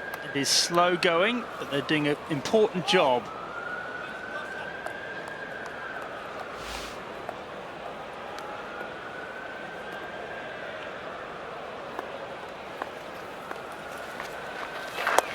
A double threat from Moeen Ali. He's got the breeze, which is right to left as he bowls, and the slope, so that will allow him to threaten the outside edge. And then there's that rough where Mark Wood is bowling around the wicket, rough in, bowl it into there, get some spin to threaten the inside edge. You surprised Mo hasn't bowled more, Athers? Only into his 5th over now. The ball is, what, 47 overs old?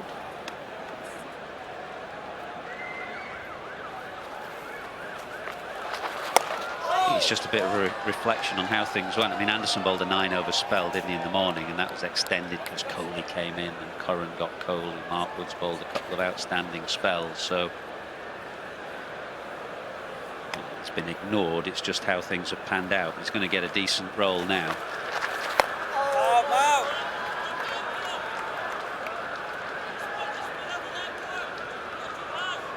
I think Pujara is a good player of spinning. He's really good use of the feet generally. Gets down the pitch quickly. Always looking to come.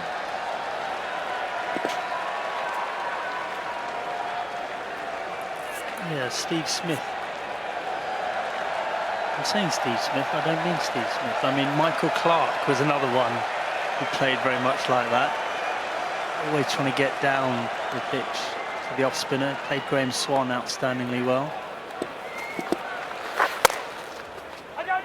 Both Australians, I guess. 92 for 3.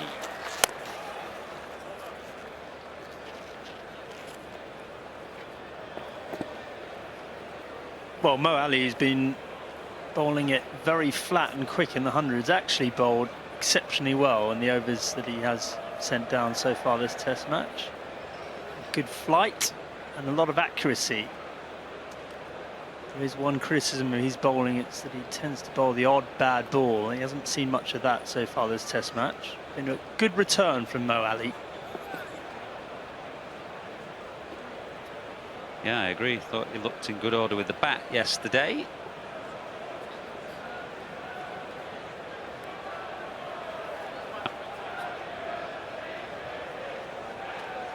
Bairstow back on, Overton off.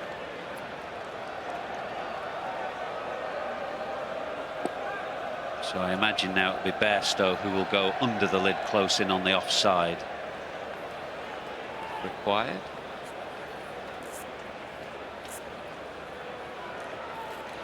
Wondering where Bairstow is going. At the moment he's going right behind Joss Butler. The old long stop.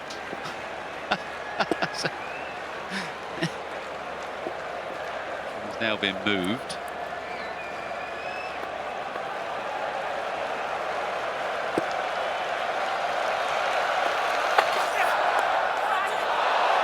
Top edge. Moeen Ali is very fine. Does well.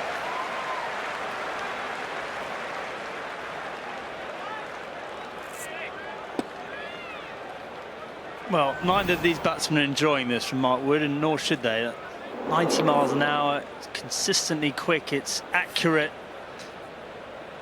You either are prepared to wear the blows or you try and play a shot. England will be encouraged. In fact, Rahane's trying to play that pull shot. Pujara more circumspect.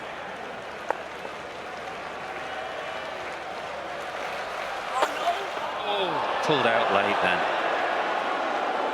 Mark Wood is a good-natured, good-humoured cricketer, but he ain't going to be happy with that. Pujara's not happy because the door next to the sight screen had been left open. So he's looking into a kind of black hole.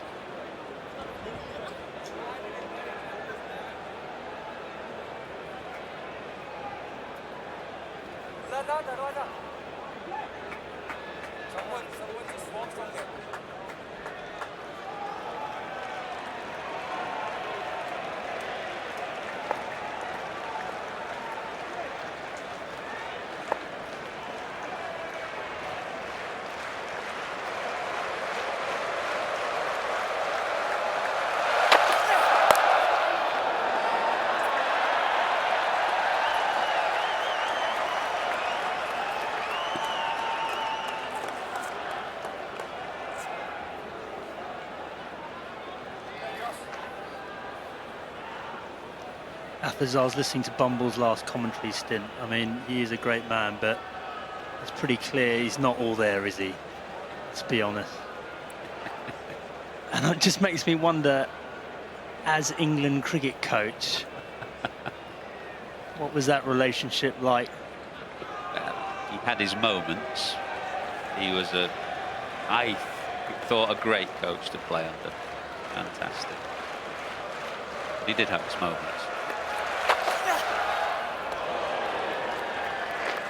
once had a bad morning in Auckland. He just refused to see us. He went and sat in the crowd at lunchtime, refused to come and see us. Well, just embarrassed with your performance? I think so. It's like his Brian Clough moment. Just turned his back on us.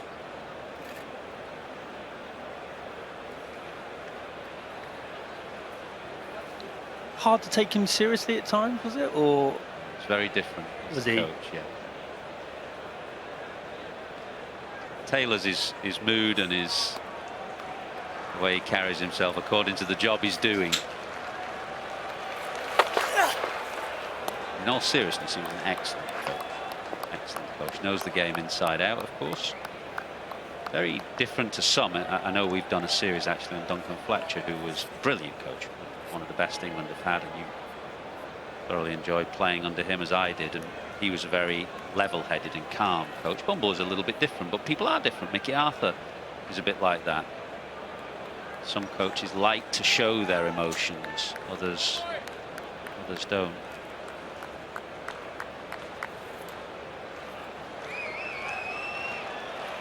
So 2 of the Fletcher years at lunchtime tomorrow.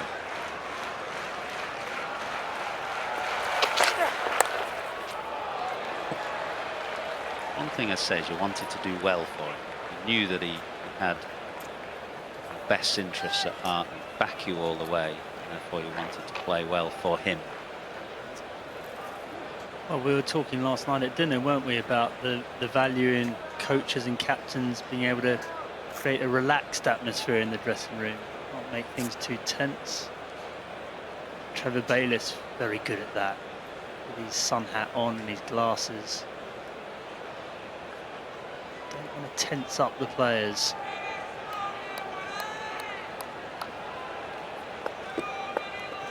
Back over the wicket, Mark Wood now, Bairstow in very tight on the offside.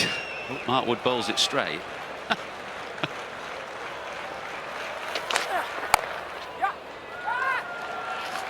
Really good batting from Pujara. Burns thought about throwing and then realised that nobody was backing up. 96 for 3. Mikey. Thank you, Arthurs. I'm just going to show you a fine example of what we talk about so much when you talk about bowlers exploiting the rough outside of right-handers off stump. We know that Mark Wood has been bowling round the wicket, so that means he's been getting a little bit close to that off stump line, and you can see Moeen Ali pitching the ball exactly where his foot landed outside the off stump, and we saw it explode and turn back in quite sharply. So that is just what we are talking about umpires warning bowlers not to get too straight.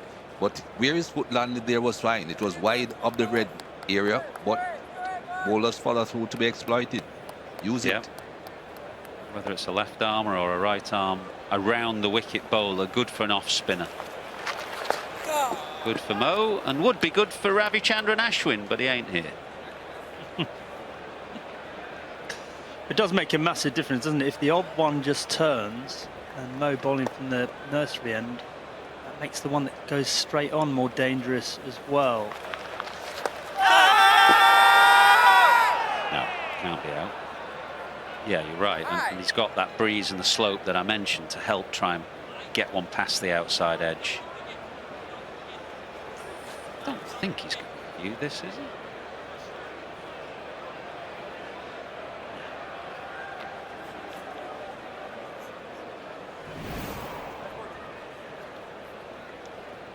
Just didn't look right for me.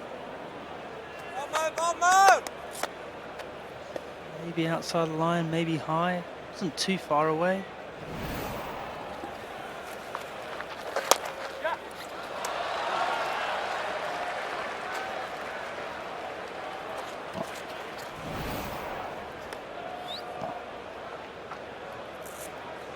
The angles are against you from over the wicket if you are turning it, as Moeen Ali is, because you either think it'll hit the right-hander outside the line, but if it hits him in line and has spun, it's going to be going down the leg side.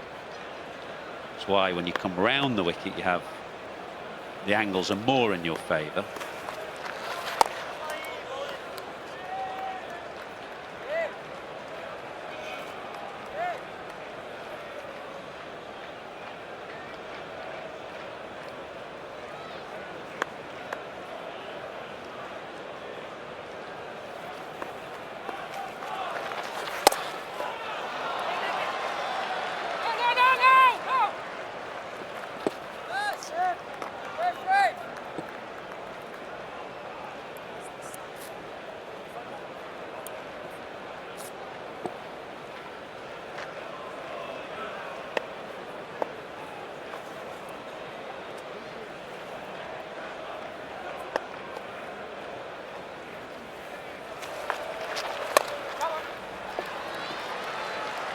Just get the sense that they've soaked up a fair bit of pressure here and just feeling a little bit more comfortable now. 99 for 3.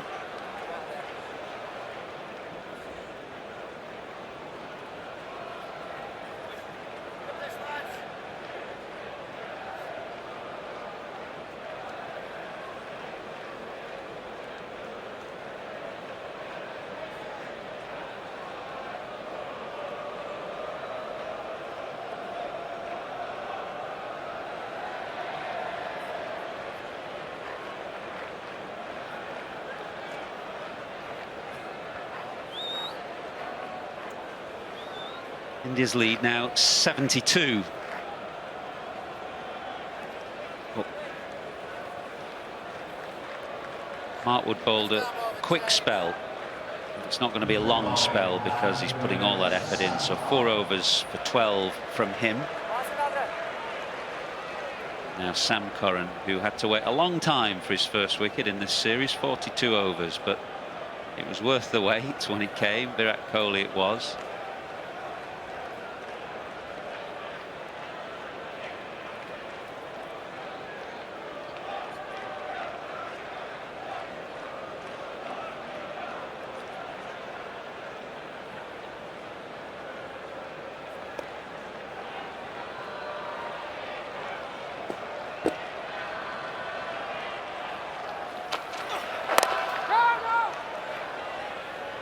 Just thinking, Athers, I mean, this has been an excellent partnership and one in which both Indian batsmen had to dig pretty deep. That was Curran's dismissal of Virat Kohli. Brilliant moment of theatre for him, and you can tell that will be up on his wall at some stage, getting the great man out.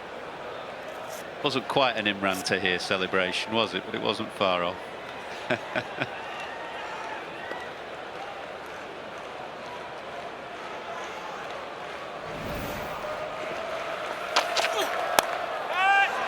Oh, wide of Bairstow, who's very close at second slip, so close that he's got a helmet on, but this was past him in a flash.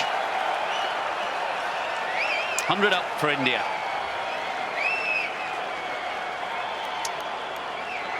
Yeah, well, Sam Curran, with his trajectory and his length, drags people into playing this shot. We saw it from Virat Kohli. Well wide of that second slip in the end, but England will be encouraged, just bringing Pujara out of his bunker.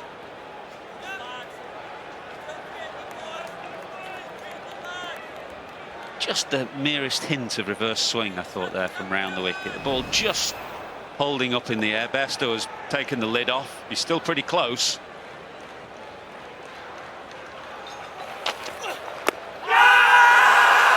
This time the ball coming in. No, says Richard Illingworth. Maybe a bit of inside edge, maybe outside the line.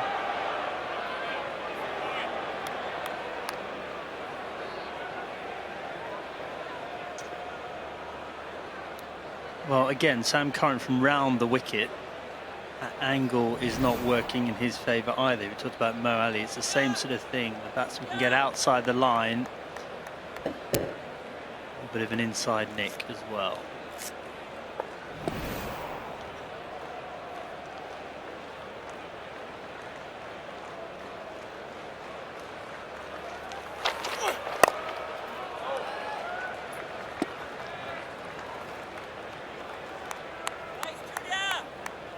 Played well, these two. It is to show you that ultra edge. I think it was inside nick there was. I've played well, these two, but it's just a bit of reverse swing now as we get into the 51st over. When you're not going anywhere, England is still in control of things in the field. Run rate is not high, and then if the ball suddenly starts to reverse swing, I feel you can get a wicket and you're still absolutely right there. Anderson could have a spell if the ball starts to reverse, an excellent reverse swinger of the ball. Yeah, I think that's a very good point. And still very much in control. And of course, the longer these two stay there and the scoring rate keeps at its current rate, the less chance India have of winning the game. I just feel like it's almost settling for a position where they've had enough time that England can't chase these runs down.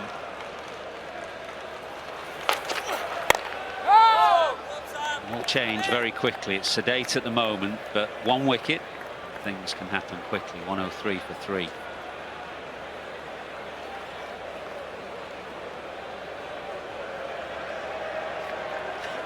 If England do break this partnership, if they do get one of these two out, then the nature of the cricket is likely to change very quickly, as Rishabh Pant is the next man in.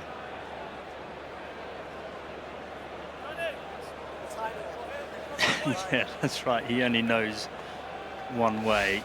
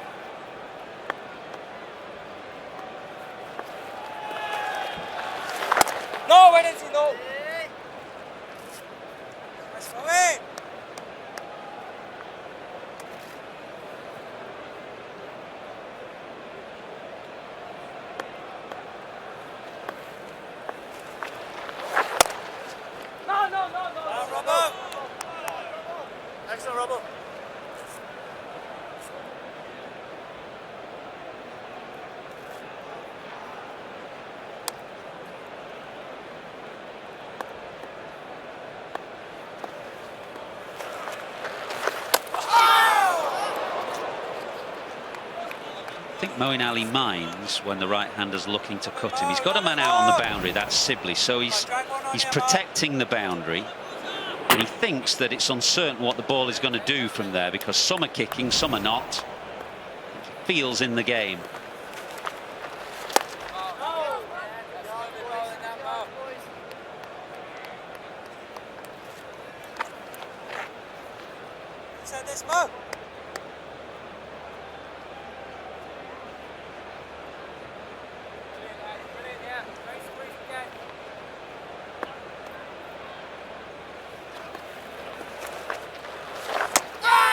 Again, it's got to be careful there, Rahane.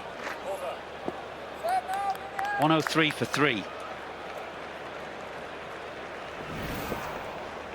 Yeah, this is good from Mo Ali and good tactics from England. As you said, there's defence out on that offside boundary. The odd one sliding on, the odd one turning. That makes it very challenging.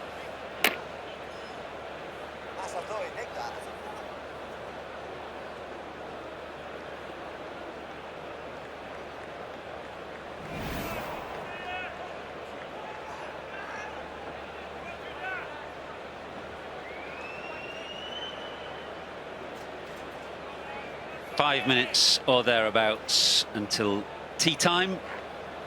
If these two can get through, it will have been an excellent effort from them. Under real pressure when Kohli got out, they've had to soak up a lot of it. Both of them a little short of runs as well this year in Test cricket.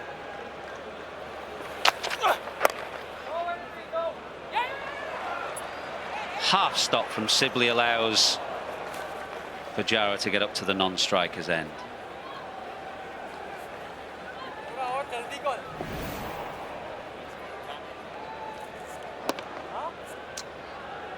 Yeah, you're right. It's been an excellent partnership from these two, but it's also been excellent from England since the lunch interval. Hasn't been a lot of swing there. The pitch has been slow. Joe Root's had to mix things up. I think they've done excellently well. Haven't had the breakthrough yet. But as we said before, with only a lead of 77, England is still very much in this game. Long tail as well for India. So a couple more wickets and the complexion of things will have changed completely.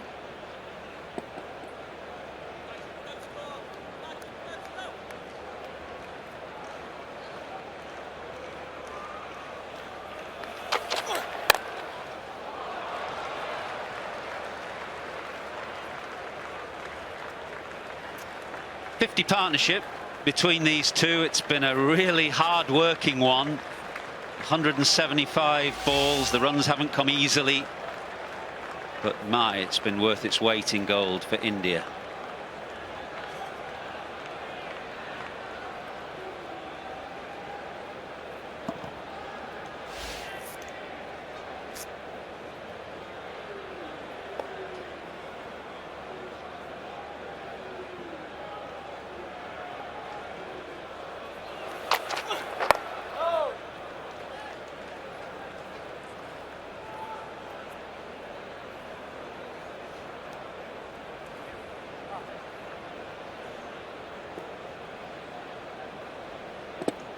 It's amazing. You look at Pujara, 29 off 145 balls. And Joe Root's one of these characters that gets to 29 or 30 without even noticing it in about 25 balls. So many different styles and methods in this game.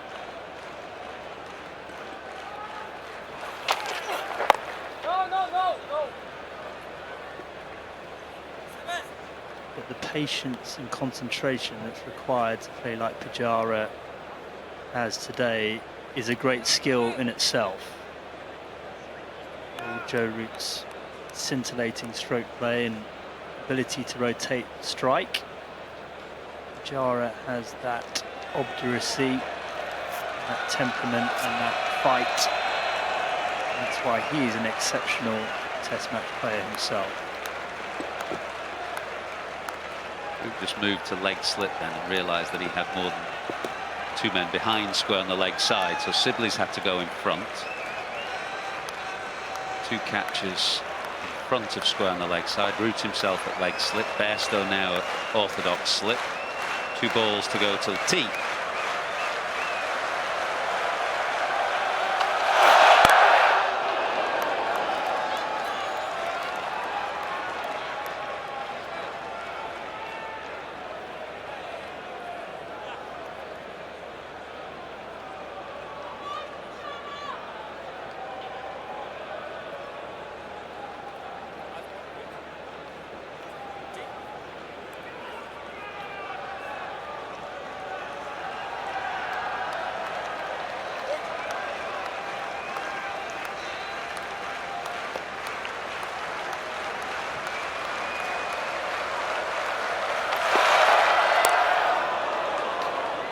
Slower ball to finish from Curran. Richard Illingworth knocks the bails off, so tea has been called. And it was a fascinating session, not as dramatic as the first, but with Rahane and Pujara digging in, England trying everything to try and break this partnership. It's been very watchable. These 2 very experienced players under pressure and under scrutiny, desperately trying to take their team to safety. Just 49 runs from 28 overs, so the run rate well below 2 and over. But the crucial thing for India, no wickets after 3 fell this morning.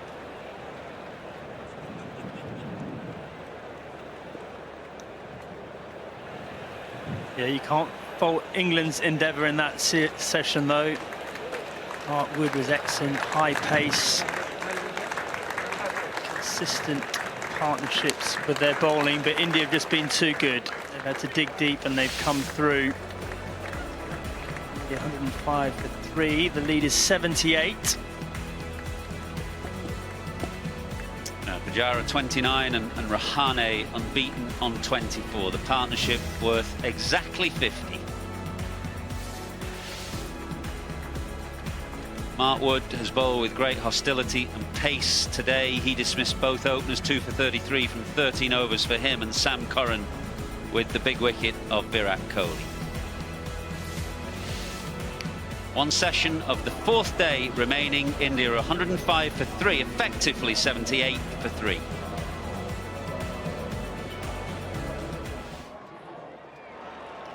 We are about to enter the last session of the day's play, and things are still evenly poised, I would think. Welcome everyone. Moeen Ali is walking steadfastly towards the nursery end. More than likely he'll continue bowling from that end. DK, no wickets in that second session, but India haven't really scored a lot of runs to think that they are anywhere near out of the woods. Absolutely, Mike. Yeah, I think it was a very intriguing, engaging session of Test cricket. Both were under a lot of pressures on a personal level as well, but both of them showed the fortitude, the mental toughness to fight it out like they've always done through their career. Yeah, very important that India did not lose another wicket in that session. Kohli back in the dressing room. England's tail would have been up, but Pujara and Rahane have done well. 148 balls for Pujara, 74 for Rahane, but importantly, time spent at the crease. Here's Moeen Ali again.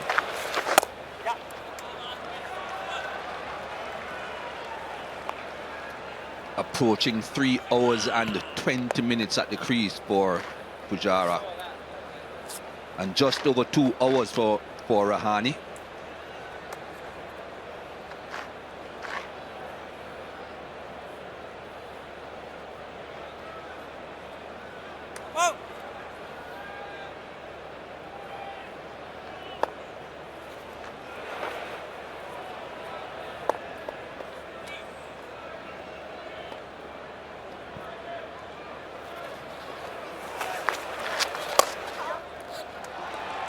Using his feet quite well, getting to the pitch.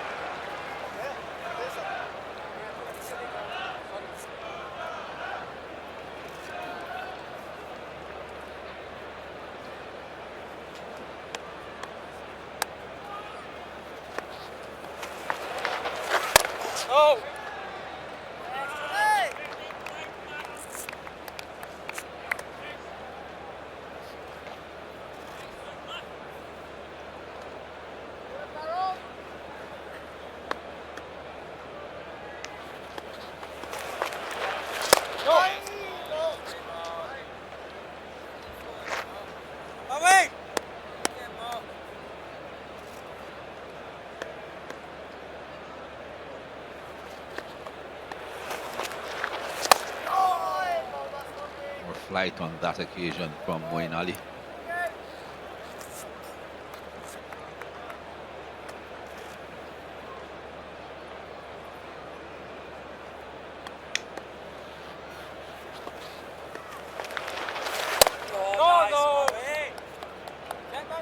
Just a couple singles from the over. 107 for 3.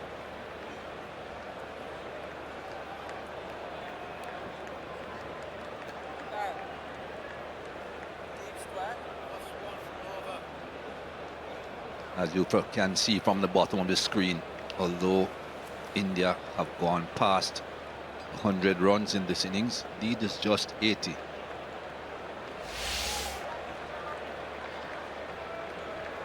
Pant, Jadeja, the next 2.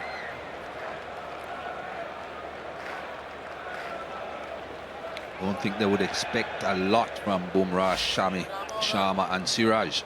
So these 2 and the next 2 are the important men for India.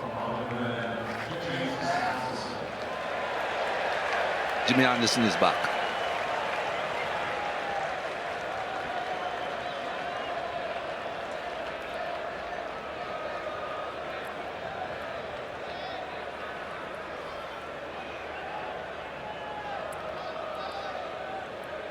Just a couple fielders in the slip cordon.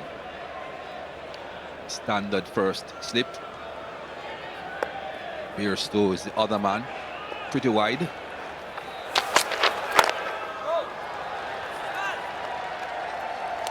There was a bit of reverse swing just towards the end of the last session. It's going to be very interesting if Jimmy Anderson finds any reverse swing here at all.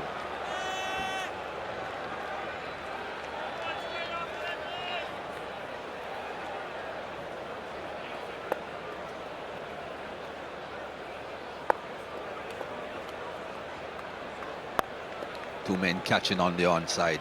One at the old-fashioned mid-on position. Other is at mid-wicket. There's a bit of protection behind them as well. There's a wideish mid-on.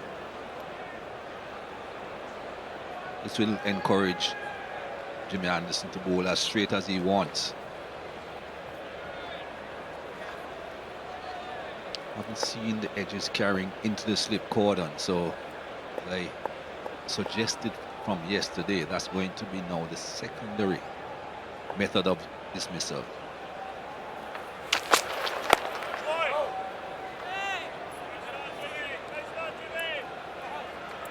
Out the bounce there again, rolling into the nursery end.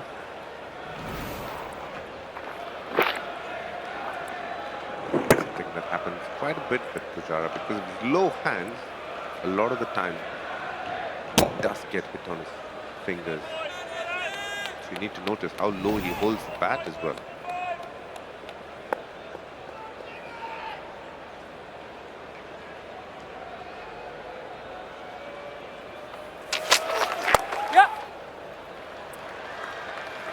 A single.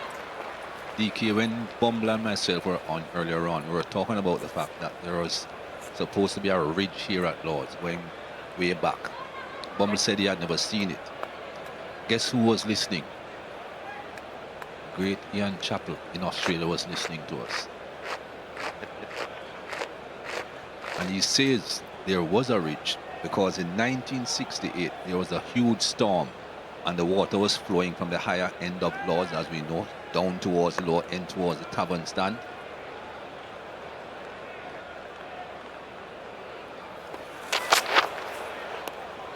Those days they did not cover the pitch, so the water flowed over the pitch. And he says you could see the ridge as the water could not get up the ridge. And the water flowed on either side of the ridge going towards the tavern. So he says the ridge definitely was there, and that was proof. Wow. It's very interesting. I'm surprised Bumble doesn't know. He knows his history.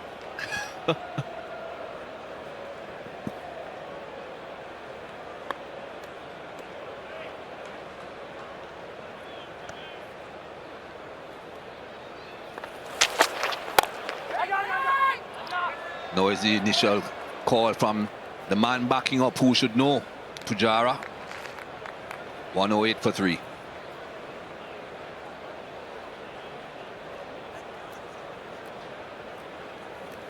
The thing is, they used to say that there was a ridge at Sabina Park as well, and I never saw that one either.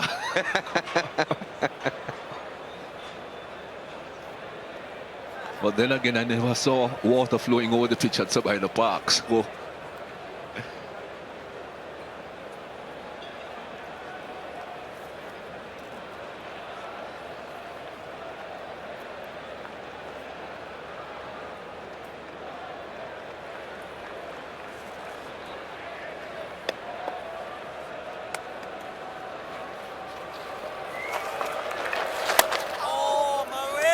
there's turn, but it's not that quick, so there's time to adjust. Ready? On this square line where Sam is. Sam! Ready? Pujara's first instinct a lot of the times is to step out. So hence he could be slightly late on the back foot because his front foot press is much longer than a lot of the others. Catch!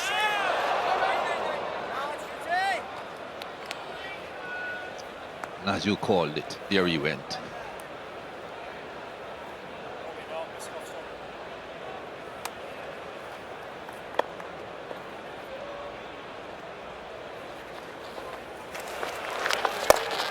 And again.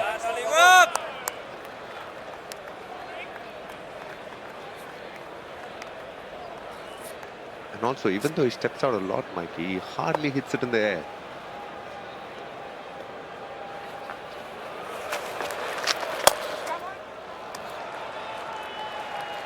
That mid-wicket had been brought quite a bit straighter by Joe Root, the captain, a couple of balls ago. Otherwise, that perhaps would have been a couple of runs instead of a single. Changed again. He's now gone a lot squarer on the mid-wicket. Mid-wicket saving the single has come a lot straighter. Sun is out again. It is perhaps at its brightest right now.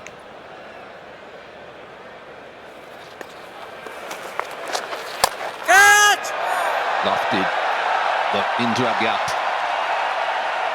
Could possibly be 4. It is.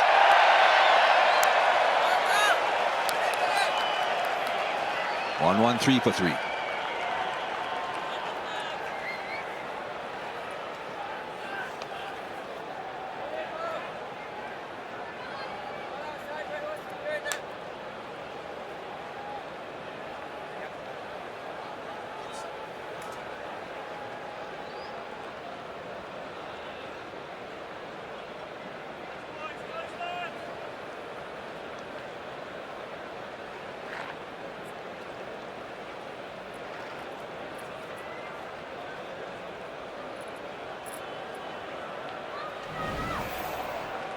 Breaking the shackles a little bit, Rahane. Stepping out, looking to hit over mid-on.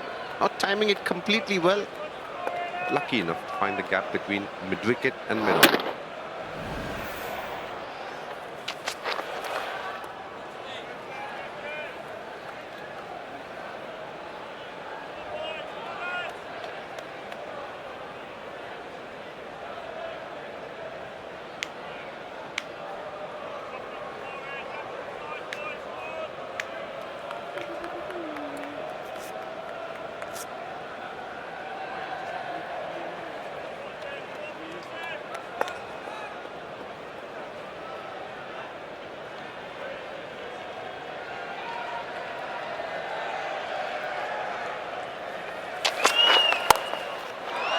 That will go all the way.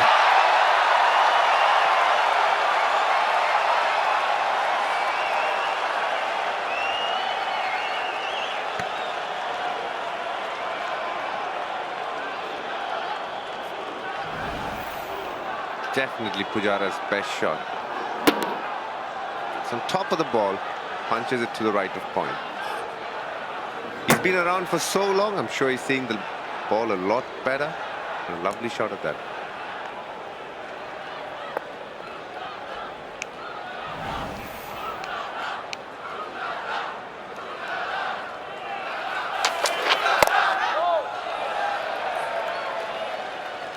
Another minute and it will be 3.5 hours. It just ticked over, as a matter of fact. 3.5 hours at the crease now for Pujara.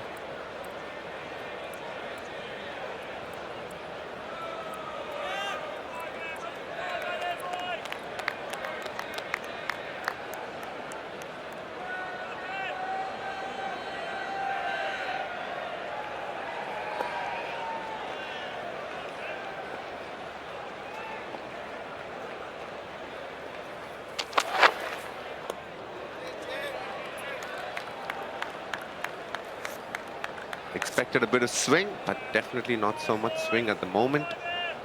The wicket's considerably slowed up.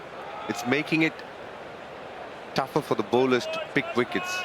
Can't bowl that magical delivery that they're looking for. And for the batters, on the other hand, just like you said, Mikey, they can survive, they can find a way to be there, but to score runs has been hard throughout. Yeah, slow pitches don't really help anyone. Neither batsmen nor bowlers.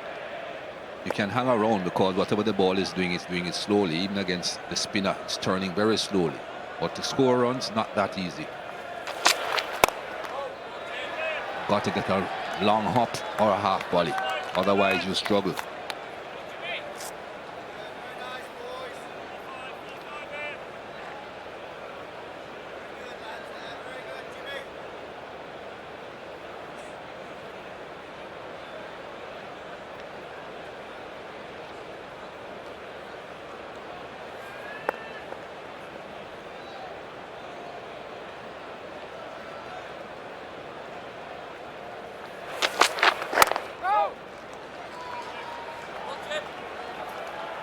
$117 for 3.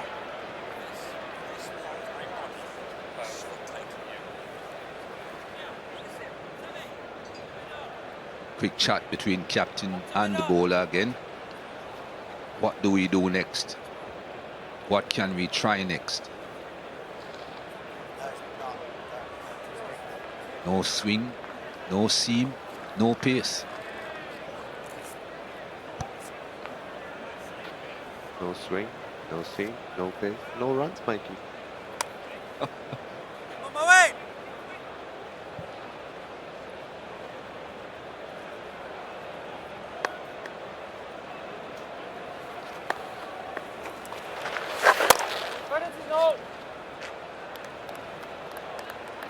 Good boy, Mo!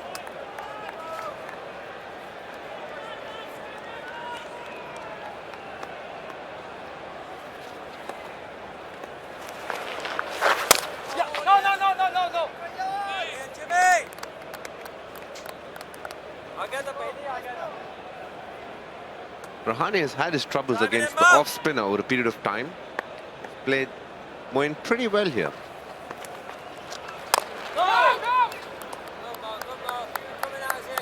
Change this game here, Mo. Change your game plan, Mo. Big change your game plan here, Moe.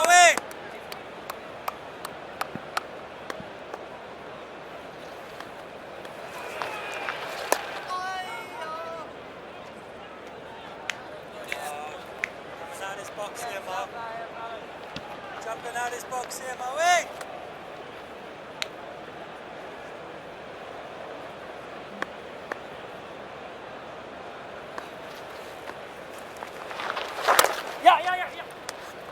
Now the run is available.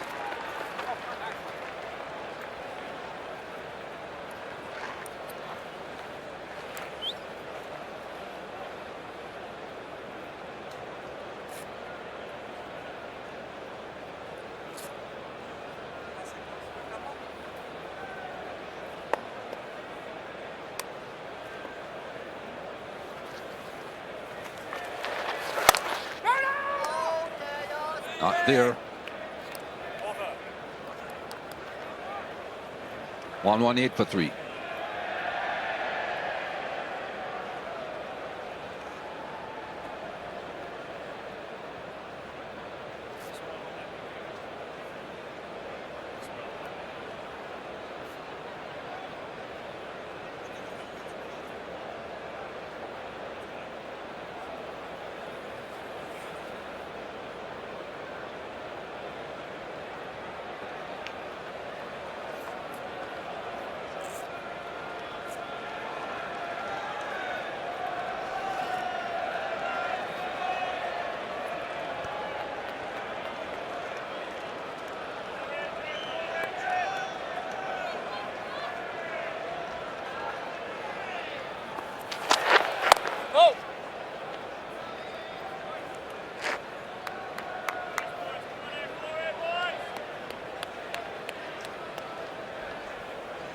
Looking a little bit despondent.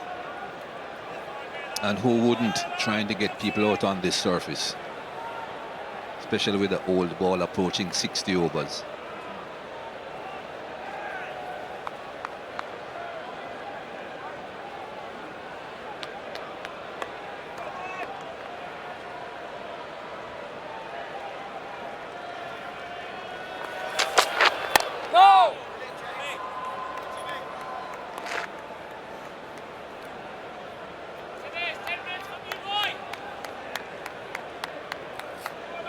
Well, hello, the Windwers. The last time I saw it, it was 54 for England, 28 for a draw. Right now, it's gone to England, still has 28%, but India's kind of found its way up, 25, but let me tell you, draw, 47%.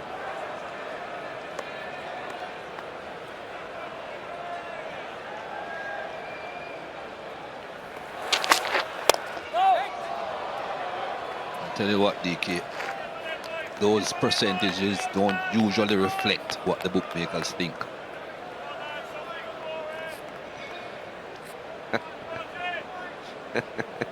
And where does this come from, Mikey?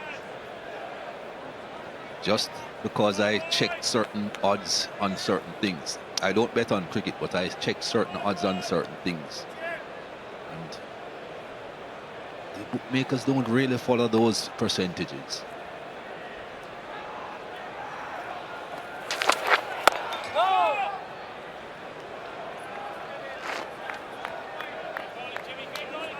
So if Crickwiz, the Windwers, had to do a bit of horse racing, then how would that work, you think?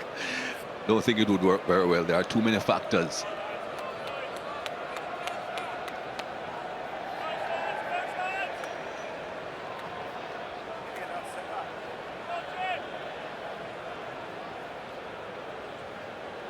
You do get the feeling that Joe Root has tried a lot of things, but not much help from the wicket.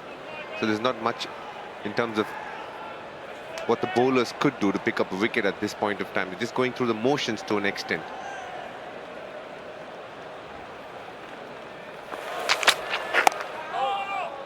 It is very difficult, DK, when you have almost eliminated one method of getting people out as a fast bowler, caught in the slips. And that's the most popular area for a fast bowler to get his wicket. Someone caught in the slips. But on a slow surface like this, as we have seen, so many edges have fallen short of the slip cord. And look where Johnny Bairstow is standing now to try and take a catch.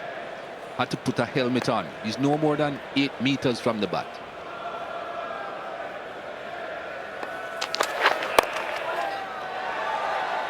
Working away to get another single. Just that single from the over. 119 for 3. Nick, what have you got? Mikey, thanks very much. Ongoing battle then between Pujara and Moeen Ali. Let's just show you how Pujara plays, not just Moeen Ali, but spin in general. Likes to come down the pitch. First thing to notice, where's he taking guard off stump? Why? Because he doesn't want to play round his front pad. If you just roll it on, we can show what he does with his front pad. He just withdraws it there so he can access the leg side. So he's very good at it.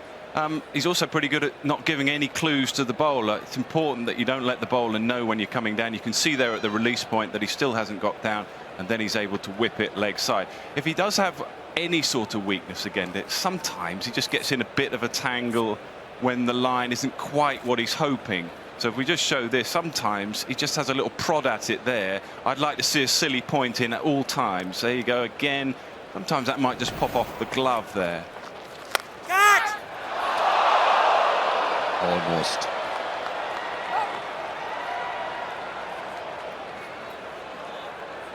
Very good in the field, Johnny Bairstow, wherever he is.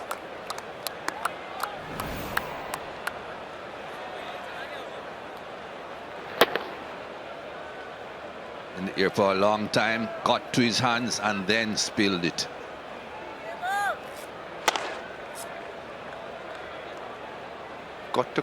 You've got to classify that as a catch. I think he got under it, just popped out of his hands.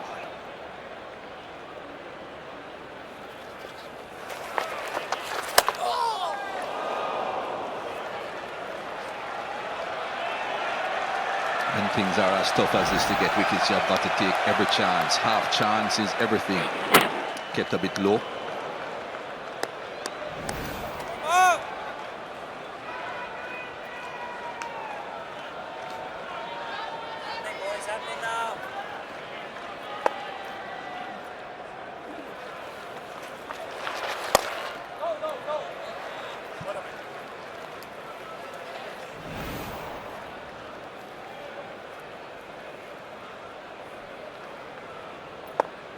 Best of standards, that was a catch for sure.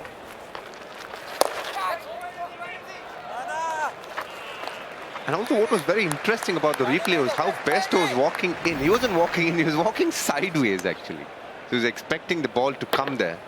He judged it pretty well, got under it. Oh, it was a catch for sure.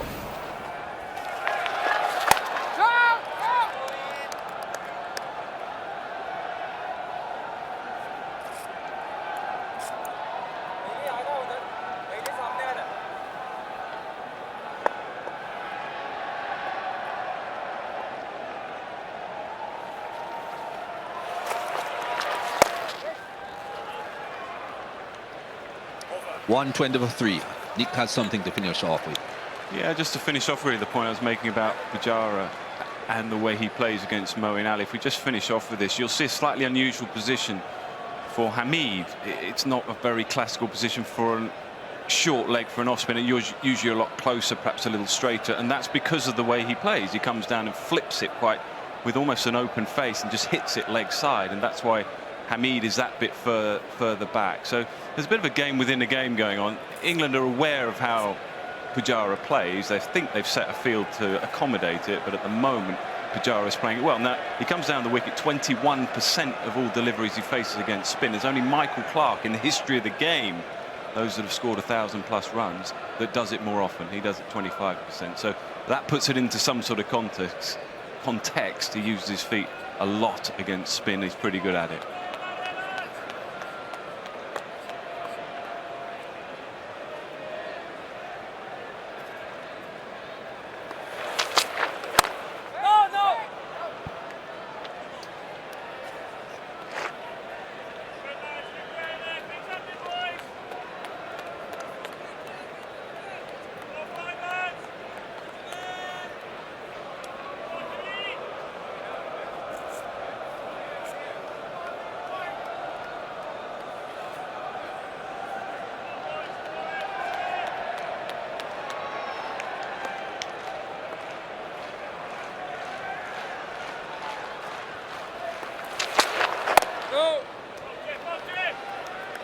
You do get the feeling that we need a wicket now as an England team. The batsmen got to make the mistake more than them creating an opportunity with their skill levels. Yeah, England are desperate for a wicket. Yeah, the runs aren't running away. India still only lead by 93, but they're also thinking about the clock. You know, number of overs left in the game are reducing. Still not desperate yet. Still have a lot of time left in this test because the lead is only 93. But 7 wickets to take. No! And an important wicket later on. And India, of course, will be hoping it will be much later on, will be Pant. Because if he stays out there, he's not going to be batting like these two guys. Oh, most definitely not. I would be very surprised if he takes this option. But yeah, as we speak, Mikey, we have another 119 overs after this. So there's a lot of time left in the game. It's a question of which way which team chooses to go.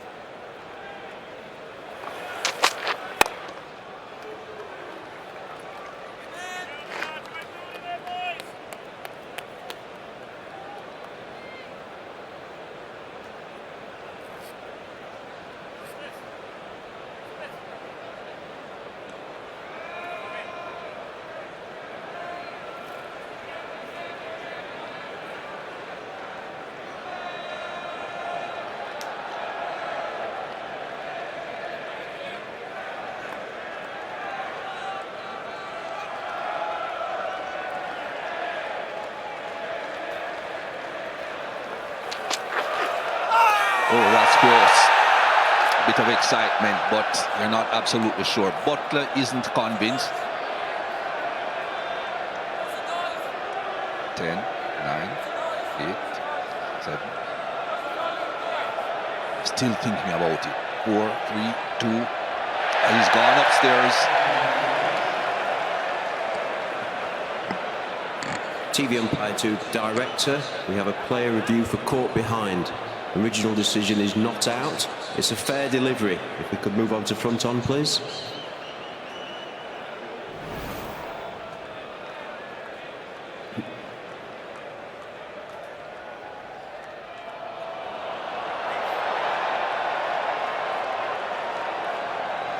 Okay.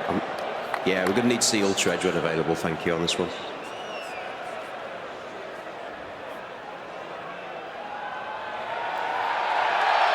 Just take it back a couple of frames and roll it right through, please. We're going to flat line as the ball before it gets to the bat. We're going to flat line as it goes past the bat. Thank you. I'm going to go back to Richard on field. Richard, you can stay with your original decision. You're on camera now. Richard Illingworth and Michael Goff have done a very good job in this test. They haven't gotten too many wrong. England losing their second review. The series, there's been a lot of good positives that both the teams can take, but one of the things that both the teams have got wrong a lot of the times is the reviews. And it's one of the harder ones, to be fair. Sometimes it's got to do with the quality of the batsman. You think, let's take a chance. Sometimes it's just the situation. In this one, I would think it's the latter.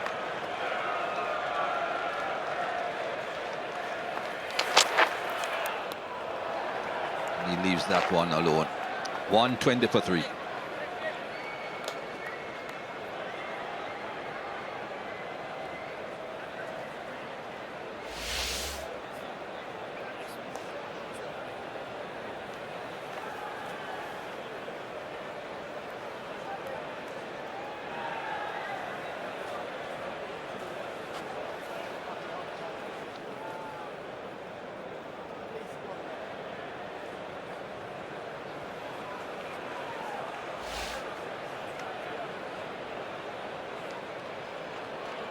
Curran is back into the attack.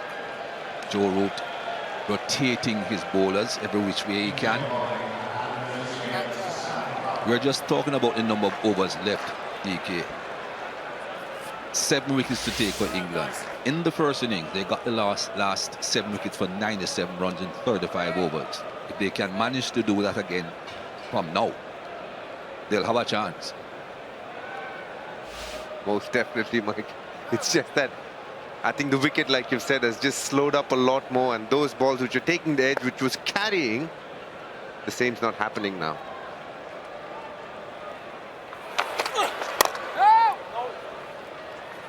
Those 97 runs added to this would have a lead of 190. Take away 35 overs, that would leave them about 80 overs. 119, 80 overs, not impossible. No, definitely. If that was the situation, England would have the upper hand. And I completely agree with you. It could go that way, but the way the wicket is playing, I'd be very surprised. I think Ravi Shastri would lose a few more hairs if that happened.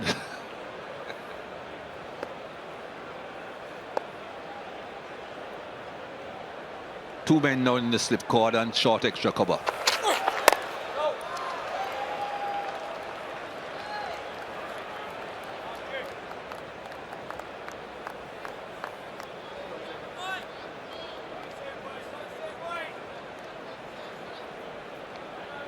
Normally you wouldn't be allowed to sit there, but because it's COVID and at this point of time they're not allowing spectators to come and use that part of the ground to watch, so both the teams have been allowed to use that space.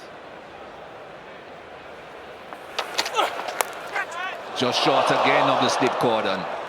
That's what we were talking about. The edges are not carrying.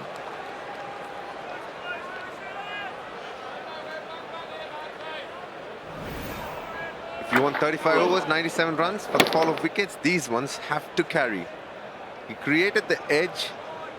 Pujara played well with soft hands, but still it was carrying. But at this point of time, it's falling well short of the slip. You got to give credit to Bairstow there. That's real quick reflexes. He's standing much further than he would normally would.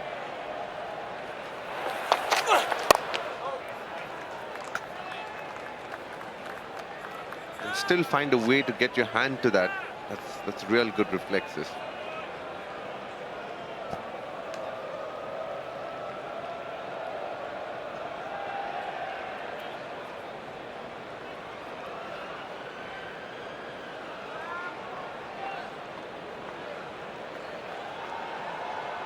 Having a look at the ball again. Whenever it doesn't do anything, when it doesn't swing, doesn't seam around, always looking for a change.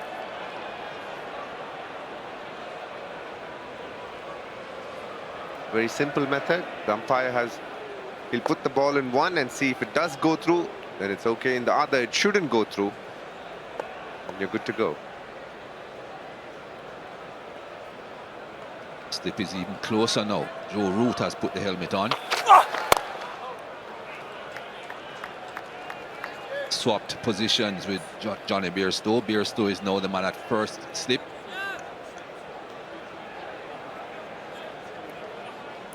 Mikey, any further, you think Moeen Ali is bowling actually.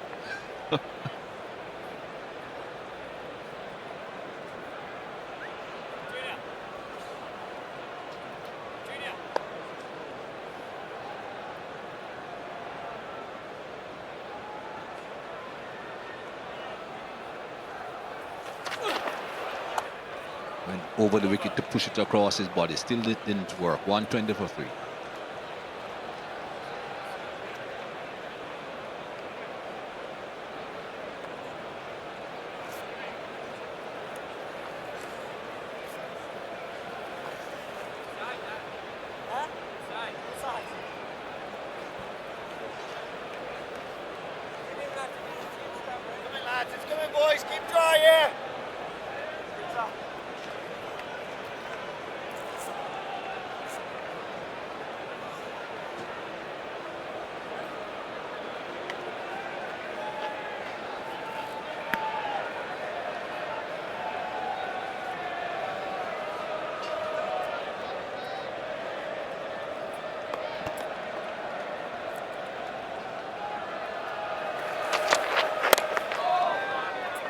That came down the hill quite sharply.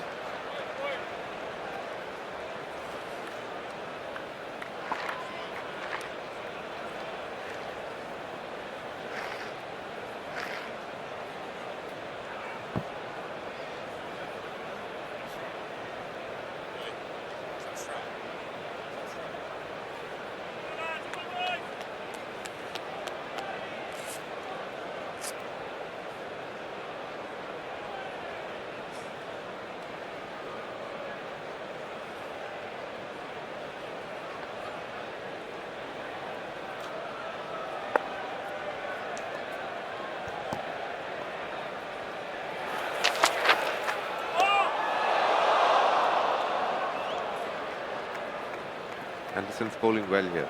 Using the crease. Going wide. Giving a feeling to the batter like it's coming in. But as Anderson always does, just straightens it off the length. Well, we're in the 63rd over. Run rate is 1.94. But India are in tight.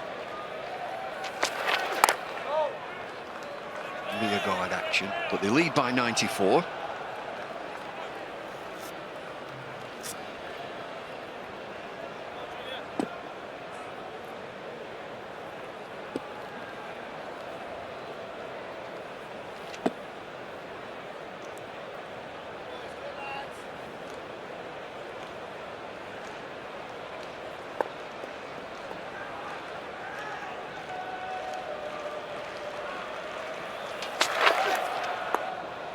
It's a terrific contest, real resolute batting by India, this pair.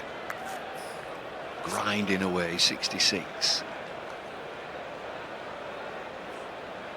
Anderson into his 18th over. Not got a wicket. 2 for Wood, 1 for Curran.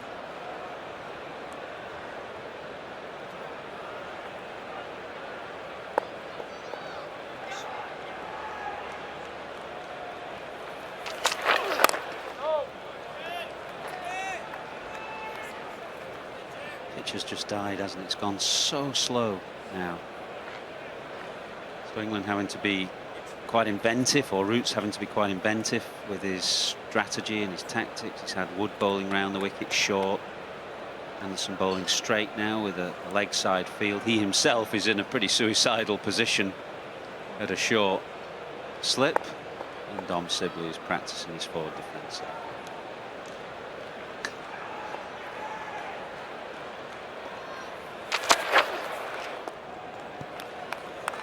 121 for 3.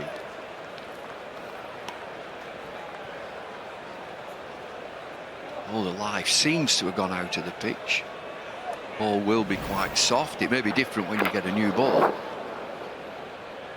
Dribbles through to Josh Butler. Couple of bounces. England just have one review left.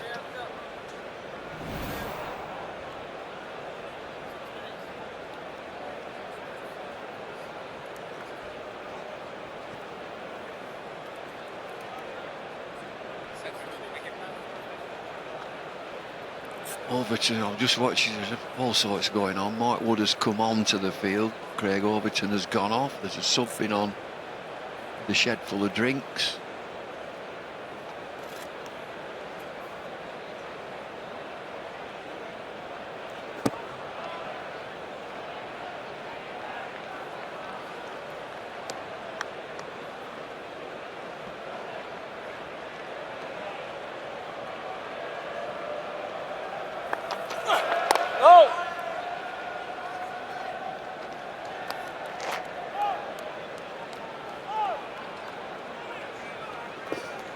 I think like you're bowling on a slow subcontinental style pitch now.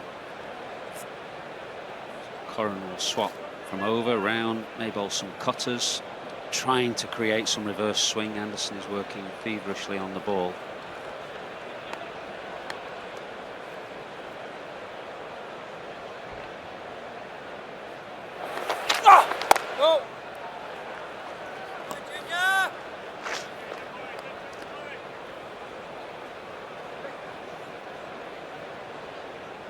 Anderson threw 18 overs, none for 23. He's bowled most overs. I think it's 3 separate spells for Wood for his 13 overs. Robinson's only bowled 10.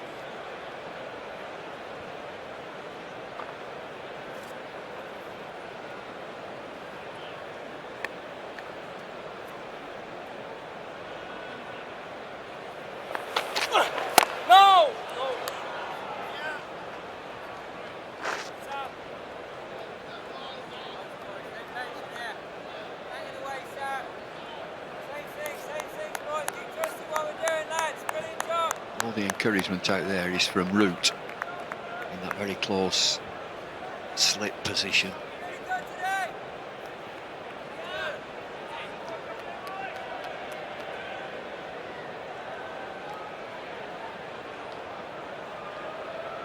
And Burns just drops over to the offside.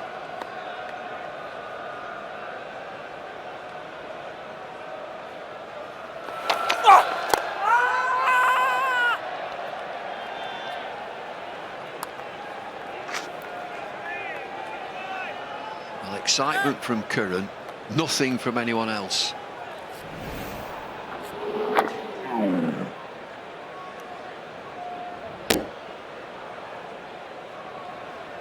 Curran thought it might have flicked pad first, but clearly inside edge before it went on to the pad.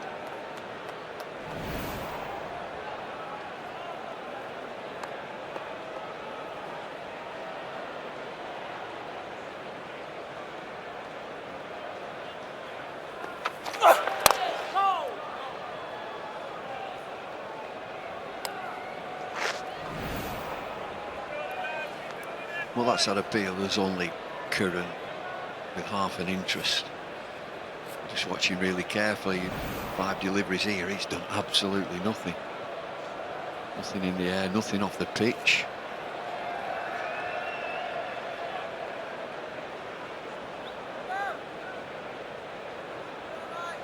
Last delivery, Ollie Robinson drops back to the boundary at square leg.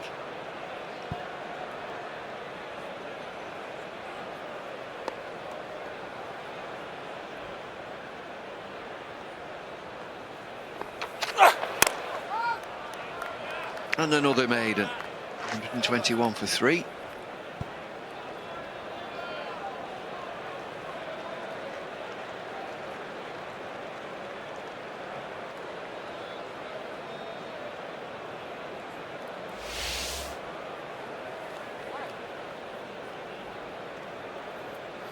Looked weary all Father Time, didn't he there? I sensed you can empathise with him.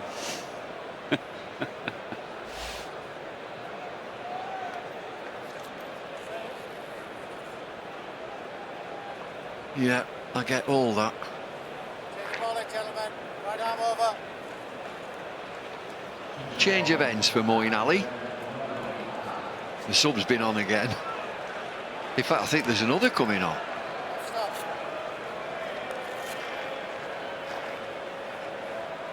I think this is a good move. He's bowled pretty well from the nursery end. 11 overs, 1 maiden, none for 21. And he's created some problems, got some rough to bowl at. But if nout's happening, you've just got to keep swapping things around and giving the batsman something to think about. So change of ends for Moeen. He's got the slope in his favour now, so he's going to find it harder to beat the outside edge, but might find a bit of turn.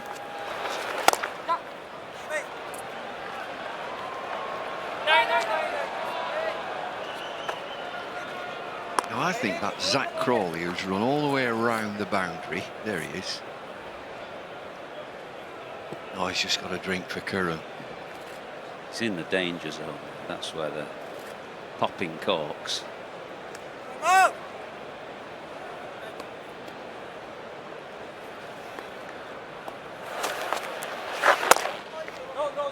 Yeah, it's a Lord's thing, isn't it? Sparkling wine, champagne corks flirted onto the pitch.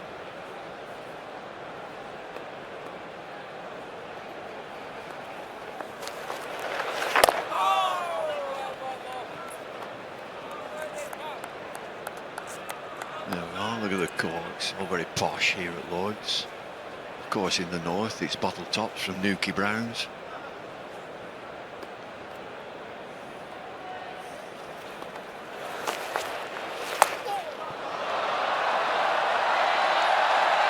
Forceful shot. Boundaries few and far between in this long grinding partnership between Pujara and Rahane. It's hard hit sweep. Gives Rahane his 4th 4.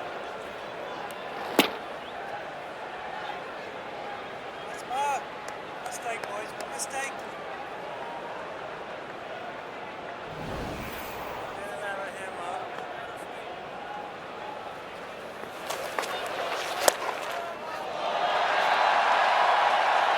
Risky shot and a long chase for Mark Wood.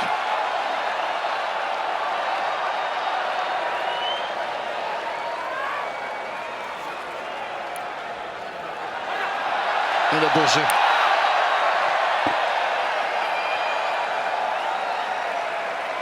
There was an angry reaction from Joe Root then.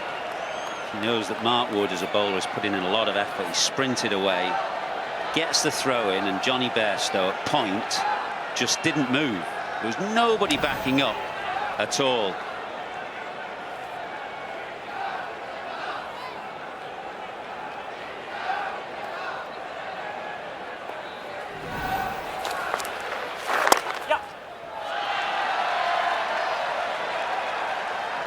This throw develop. And it's 131 for 3.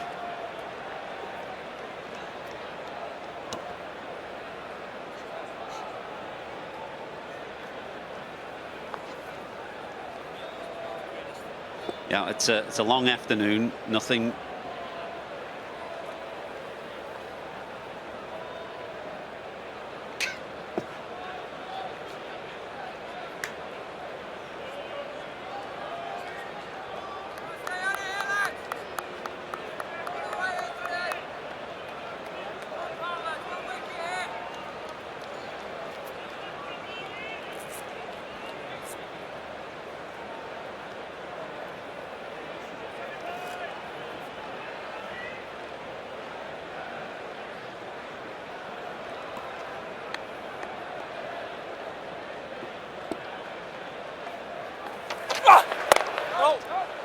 Lead has gone past 100, 104. Yeah, still all to play for. The reason Root was so unhappy, one, because obviously Bairstow wasn't backing up, but these long, hot afternoons, you've got to focus every ball. Just one moment can turn it. You add one wicket, get another, and suddenly that lead of 104 is nothing. 5 down. Game can turn very quickly.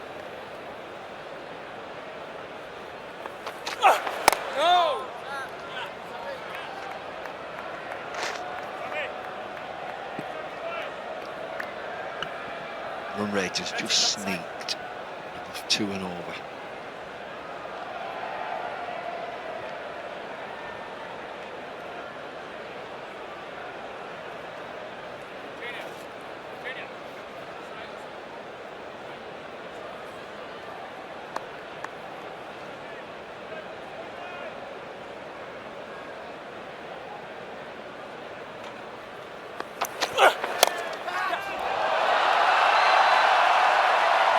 Seem absorbed in this cricket. Touch and go there, we'll have a look at it. Each run for India is cheered by Indian supporters. England supporters striving for wickets. They can understand the importance.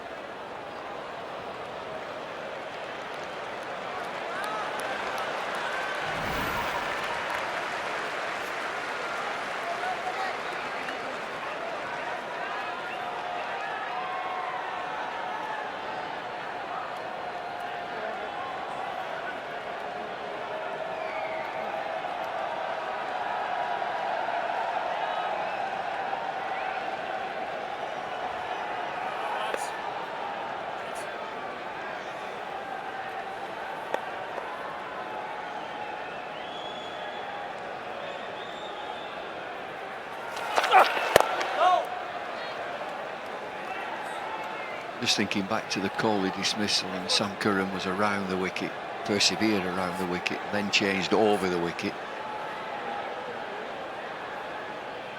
Just finding the outside edge of Virat Kohli.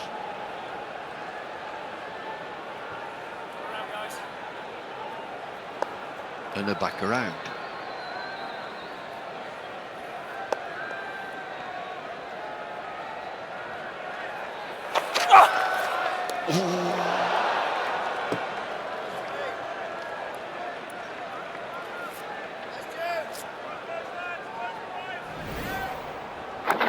Change of angle.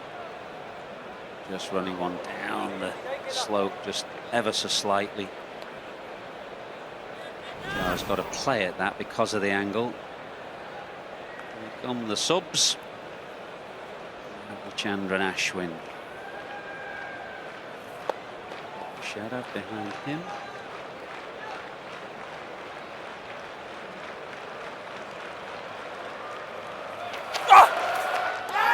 Oh, big appeal this time. Nothing from Curran.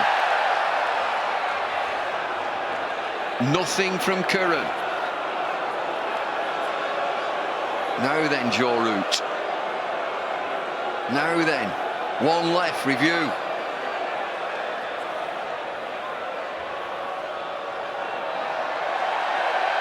Gone.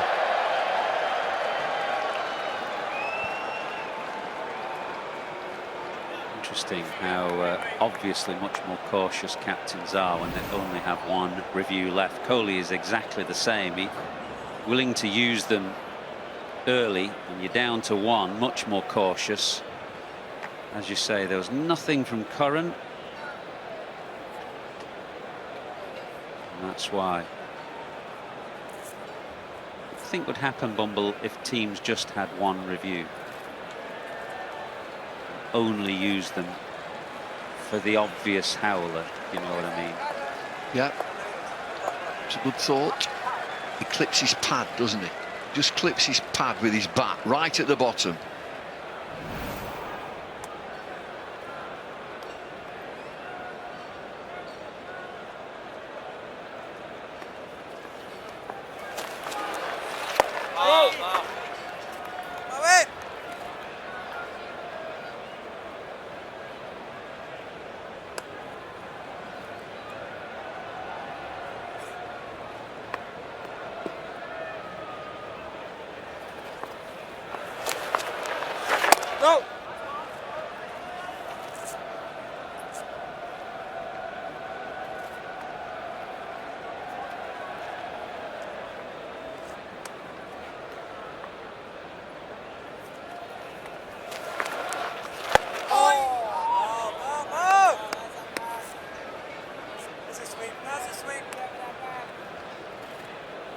If a bit of Joe Root before that new ball.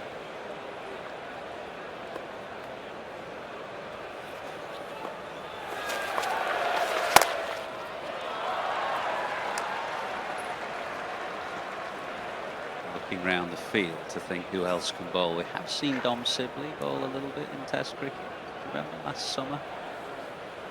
The Aegeus Bowl, I think he bowled some leg spin. Badly.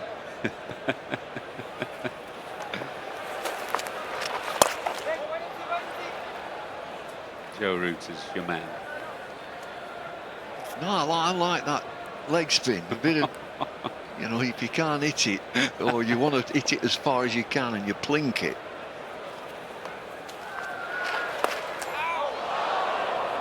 Dancing down the pitch and just kick it away. 67 overs have been bowled. 135 for 3.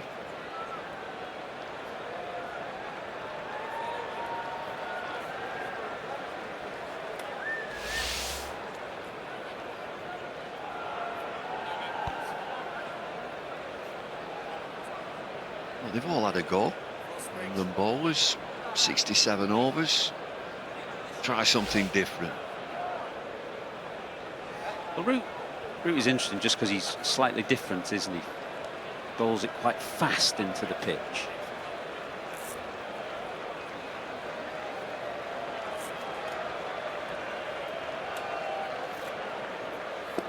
In a scale of 0 to 10, how badly did he bowl leg spin? Which way is bad, 0 or 10? 0. Well, towards that end of the scale, I would say. Well worth a try, the Vicar. The Vicar of Sibley, get him on.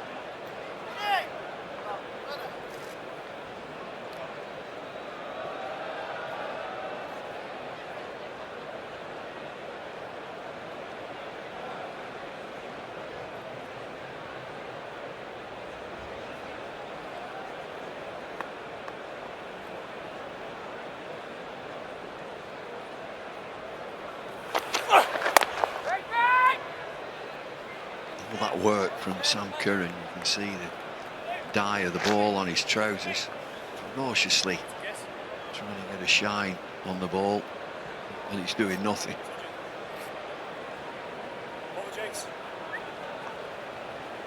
Anderson too, look at that streak. Place of choice, isn't it? It used to be at the front of your trousers, now it's all down the back of You your have pants. a theory about flannel, though, don't you? I do. Use flannel. Have a piece of flannel insert.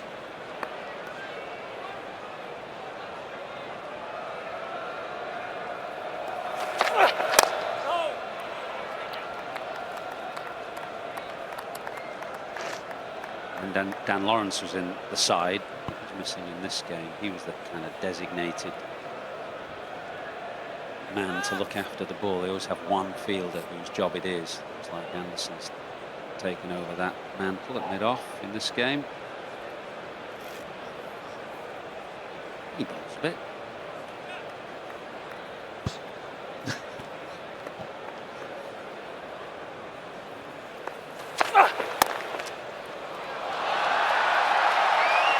This will be a long chase. It'll race down there. Ball wins. 50 for Rahane. What a good 50 it has been. The context of the game, the situation that he found himself coming in at with India 3 down and barely ahead in the game, under all kinds of pressure. Rahane with 50 is combined now for a partnership of 84 with Cheteshwar Pujara, and they're just taking India into safer waters.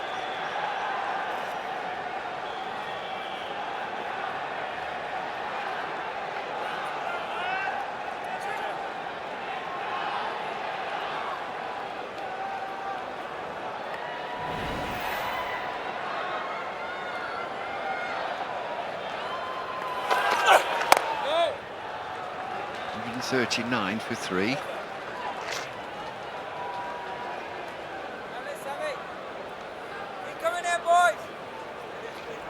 It's shorter runs, a little bit out of touch. No runs in the first innings, but needing some here both for himself and the team. He's played as he does. When he first came in, Anish Karthik said this man gets runs when they're needed, gets tough runs in tough situations. And those are the runs that he's fashioned today.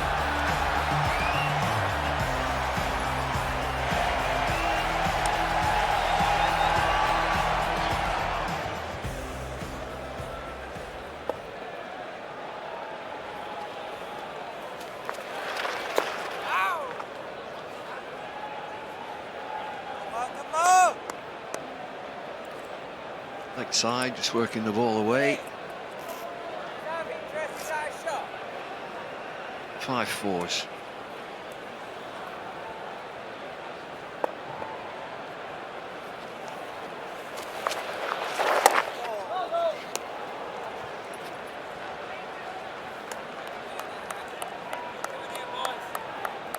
Good boy, move!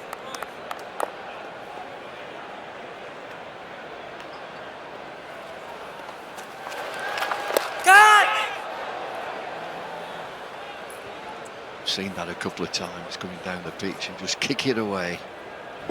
Nick Knight did a really good third man earlier on Pujara and racing spin, and he's a man after your own heart, Bumble, because he just looks to come down all the time, but he comes down late. He doesn't give the bowlers much of a clue. He always doesn't come down looking to attack all the time. He's got that intent, I think, but he's happy to take a couple of steps down and pad it away if necessary.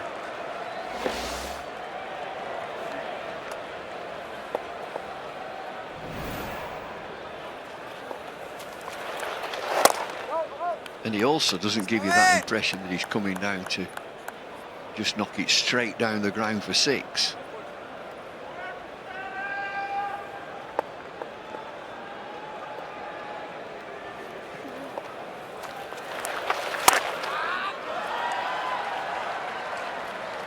$140 for 3.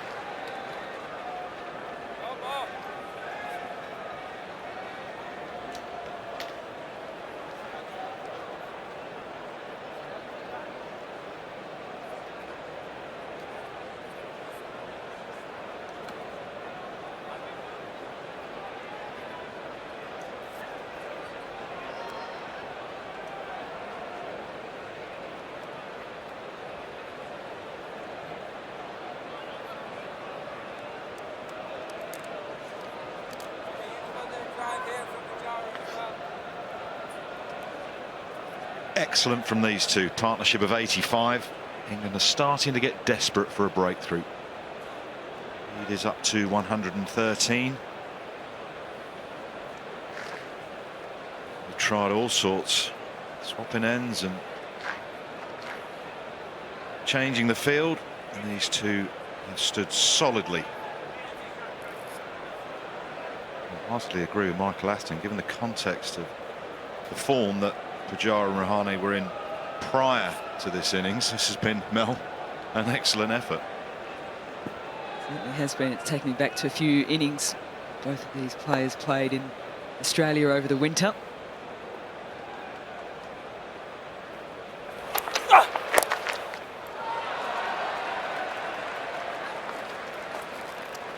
And the first innings of note was Ajinkya Rahane at the MCG after India got rolled for 36 in Adelaide, and so much of the talk was about no Kohli and injuries and where's India at, new captain coming in, and it was a simply amazing knock. He was in a run chase in the second innings, and he just looked in so much control right throughout.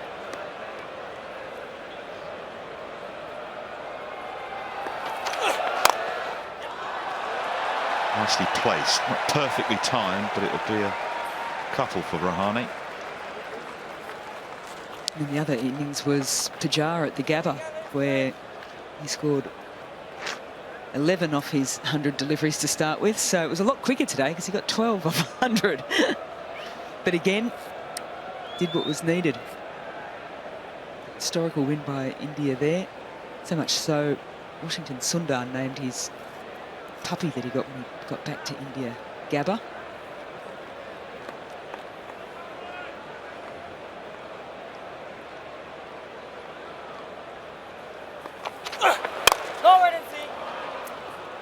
But waking up and seeing the result of that Adelaide test and going, what? Incredible. Well, they certainly know how to fight, this Indian team. The Virat Kohli and Ravi Shastri. And I wouldn't be putting it past Ravi Shastri and Virat Kohli to be sitting there just working through, well, sandwich to start with, but also working through a game plan of still how to win this test match.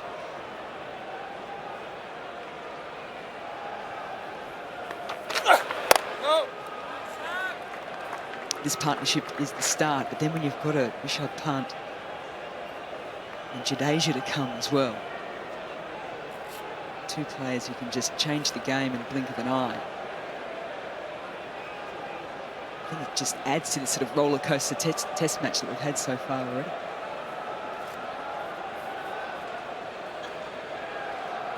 Well, he looks very stressed, does Rishabh?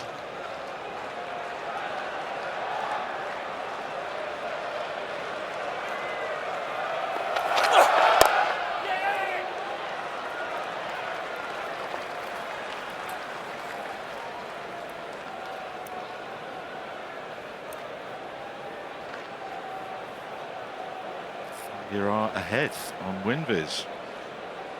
Draw still holding firm. Ebbs and flows of Test cricket. Brilliant. Change of field. Got a deep square leg now.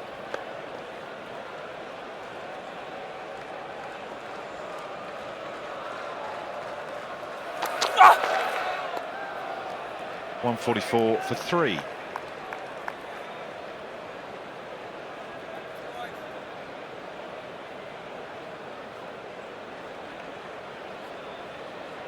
I suppose when you're 23 years old, what's a Lord's Test match? Fabulous cricket. I love his attitude, the way he plays the game. I think you've got to be that relaxed to be able to come out and play the sort of innings he can play. Seems to be smiling a lot as well, which is great. Well, he's in next, and then Jadeja, but then you are into the bowlers. Shami, Sharma and Siraj. So that is what England are holding their hat on at the minute. 10 overs away from the second new ball. Going to break this game open. That might be key.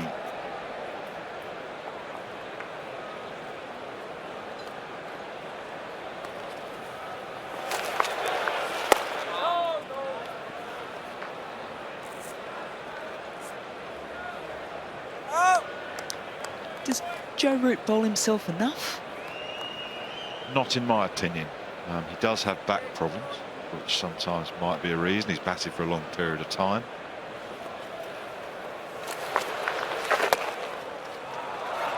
Another chase for Mark Wood. He's had a busy day. Now let's check out the throw. Johnny Bairstow is backing up this time. Throw's not much better. This time Buttler gathers it.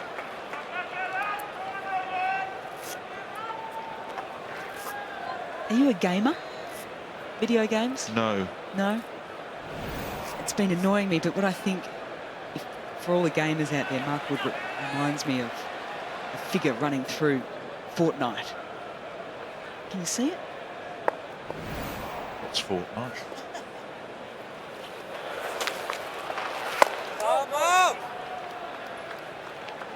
Should have made sure that Rob Key was on. He loves his Fortnite. Oh, yeah, that is. Animated figures sort of running down the street, then running constantly into wall.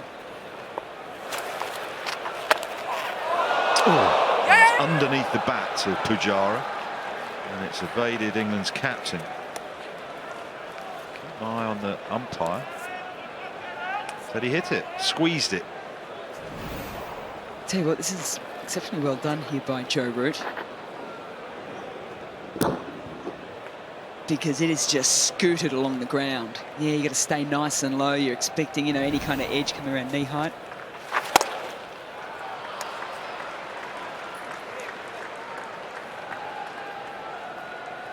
For someone who's been out on this ground for the majority of the Test match to still have those kind of reflexes. Yes, they got the single, but he got a hand on it.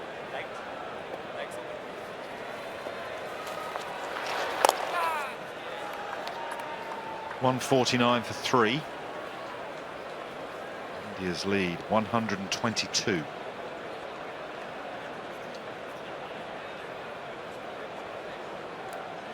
I think Joe Root should have a bowl. Hang on, I think he is going to have a bowl. He's just handed his cap to Mark Wood.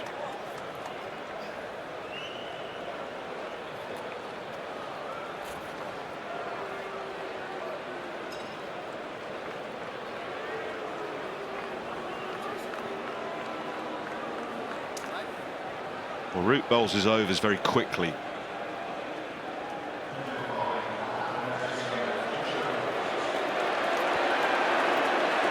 9 overs to that second new ball. He might be taking the opinion that, right, I'll get through some quickly here, try and suppress the run rate. He's going to bowl very straight, judging from the field that has been set on the leg side. Moeen Ali up the other end, they'll get to that second new ball a little quicker. There's a man away on the leg side on the fence. There's a man away on the left of screen on the extra cover fence.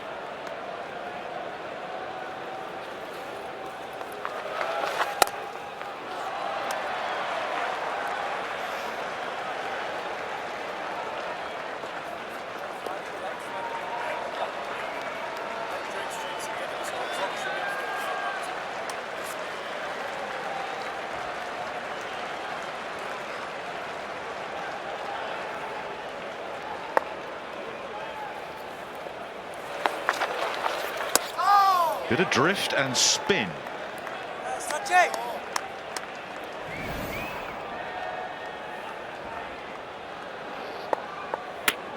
And this is probably why we think he should bowl more.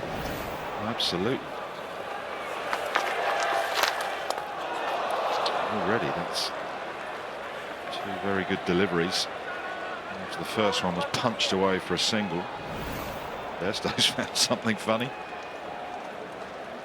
Oh, it's the left boot. Might be a big spike mark in that. They might want to bring the seamers back. Reverse swing.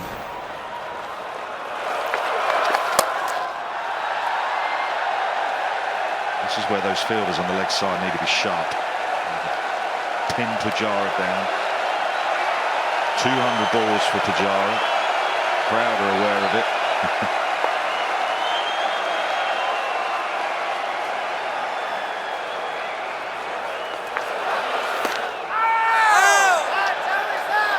No shot offered, but that wasn't doing nearly enough, surely.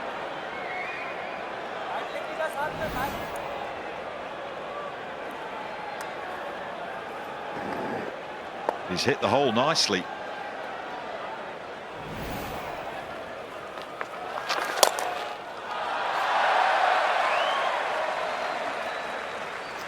Good start for England's captain with the ball. We've had 72 overs today, 151 for 3. India's lead is 124.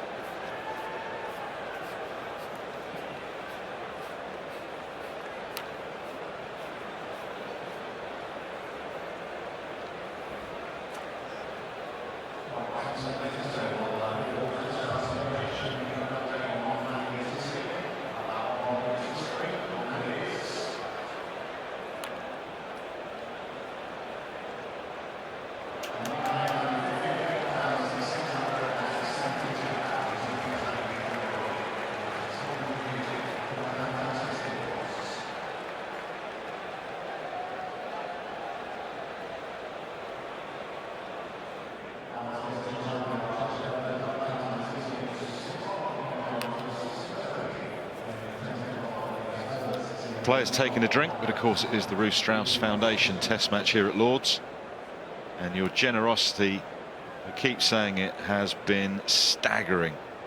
Thank you. £958,000. Come on, can we get to 1 million?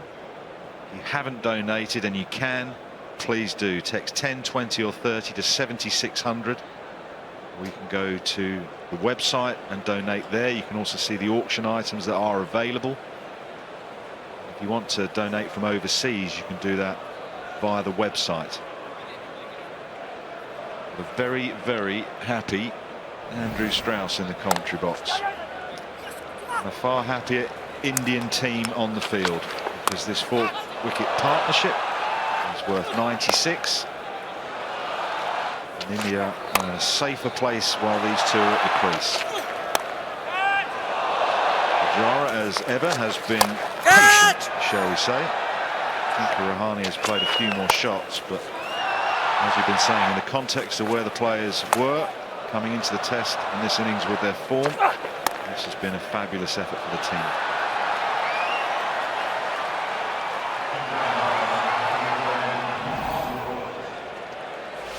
Pujara is 41 not out from 202 balls. Rahane 58 from 134.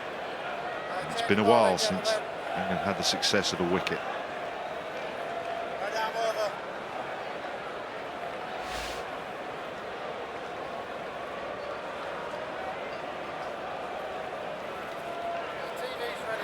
And tipping Wardy, there's been a few donations from down under as well. I've had a lot of messages from people back home listening in through Fox Cricket and absolutely wrapped with just the, I suppose, the whole program being so thoughtful into and brave, talking about death and how to support kids in and around it. 41,000 kids a year who lose a parent. Staggering numbers.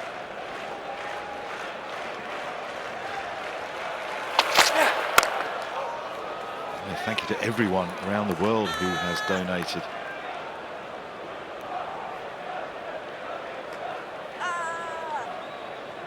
Quite moving, speaking to Sir Andrew, Mark Chapman yesterday, and whatever day it was, blimey, and speaking so openly and honestly about something so painful. But the foundation is doing wonders in helping people deal with grief.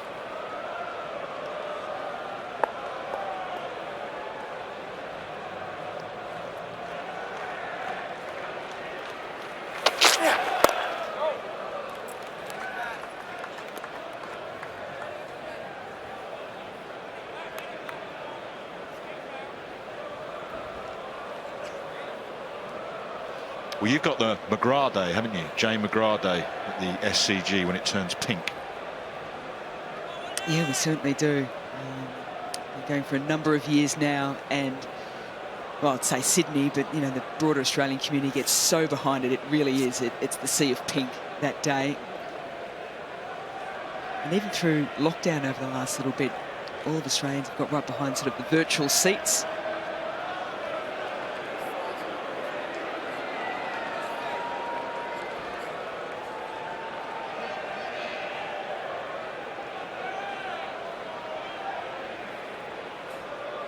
And the McGrath Days, the money goes towards breast care nurses, particularly in rural Australia, where the distance having to be travelled by people is so phenomenal.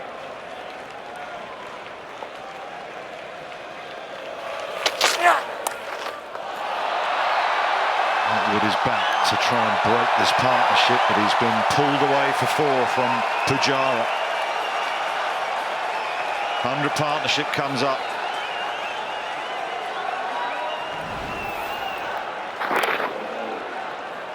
His skill set against quick bowling is very good, Pujara. Good press forward.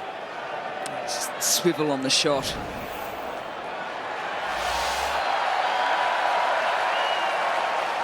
An even contribution there between Pujara and Rahane, both in runs and balls. Oh, out of nowhere it's bounced. Wood has done it. It's looped to Joe Root. England are back in business. From absolutely nowhere. A classy pull shot, the ball before got into a wonderful position. And we talked about this pitch potentially offering just a little bit of up and down, and this has caught Pujara by complete surprise. Pace, 88 miles an hour, it's come off the shoulder. And well placed. Helmet on, catch taken. Wood's been brilliant today. Nothing he could have done about that, Pujara. He's dug in, made 45, but his time has come and gone. 155 for 4.